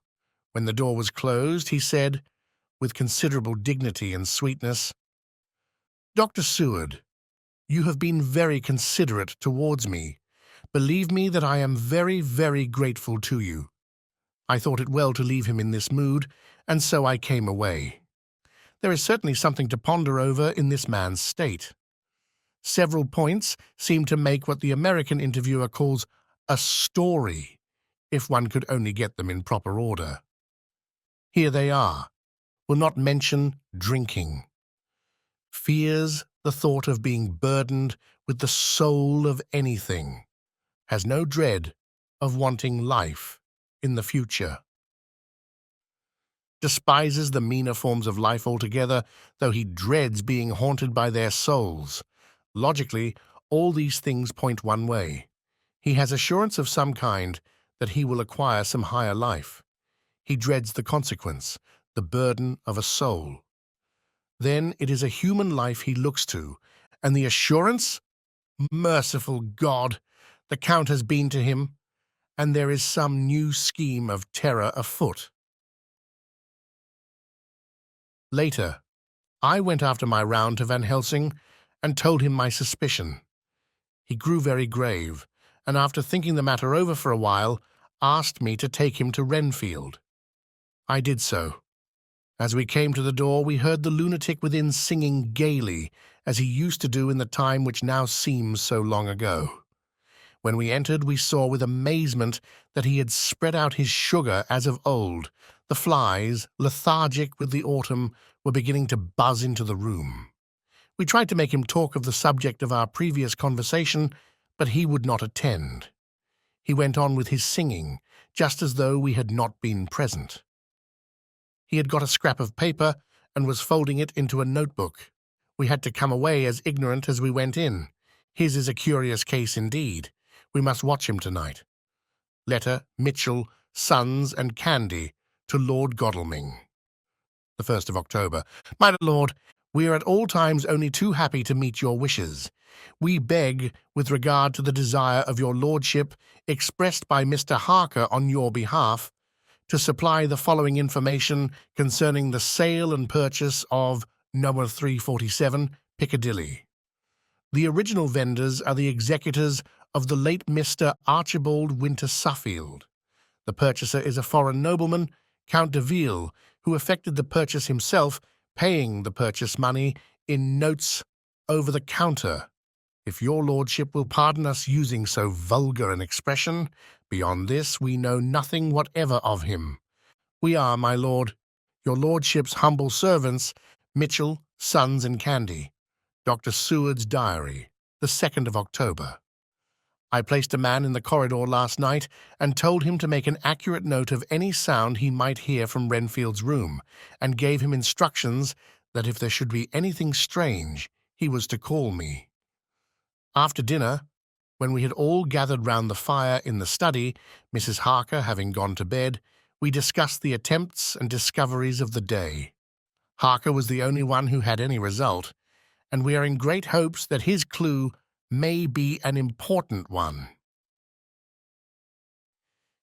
Before going to bed, I went round to the patient's room and looked in through the observation trap. He was sleeping soundly, and his heart rose and fell with regular respiration. This morning, the man on duty reported to me that a little after midnight he was restless and kept saying his prayers somewhat loudly. I asked him if that was all. He replied that it was all he heard. There was something about his manner so suspicious that I asked him point-blank if he had been asleep. He denied sleep, but admitted to having dozed for a while. It is too bad that men cannot be trusted unless they are watched. Today, Harker is out following up his clue, and Art and Quincy are looking after horses. Godalming thinks that it will be well to have horses always in readiness, for when we get the information which we seek, there will be no time to lose. We must sterilize all the imported earth between sunrise and sunset. We shall thus catch the Count at his weakest and without a refuge to fly to. Van Helsing is off to the British Museum, looking up some authorities on ancient medicine. The old physicians took account of things which their followers do not accept, and the professor is searching for witch and demon cures which may be useful to us later. I sometimes think we must be all mad, and that we shall wake to sanity in strait waistcoats. Later, we have met again. We seem at last to be on the track, and our work of tomorrow may be the beginning of the end. I wonder if Renfield's quiet has anything to do with this. His moods have so followed the doings of the Count that the coming destruction of the monster may be carried to him in some subtle way. If we could only get some hint as to what passed in his mind. Between the time of my argument with him today and his resumption of fly-catching, it might afford us a valuable clue.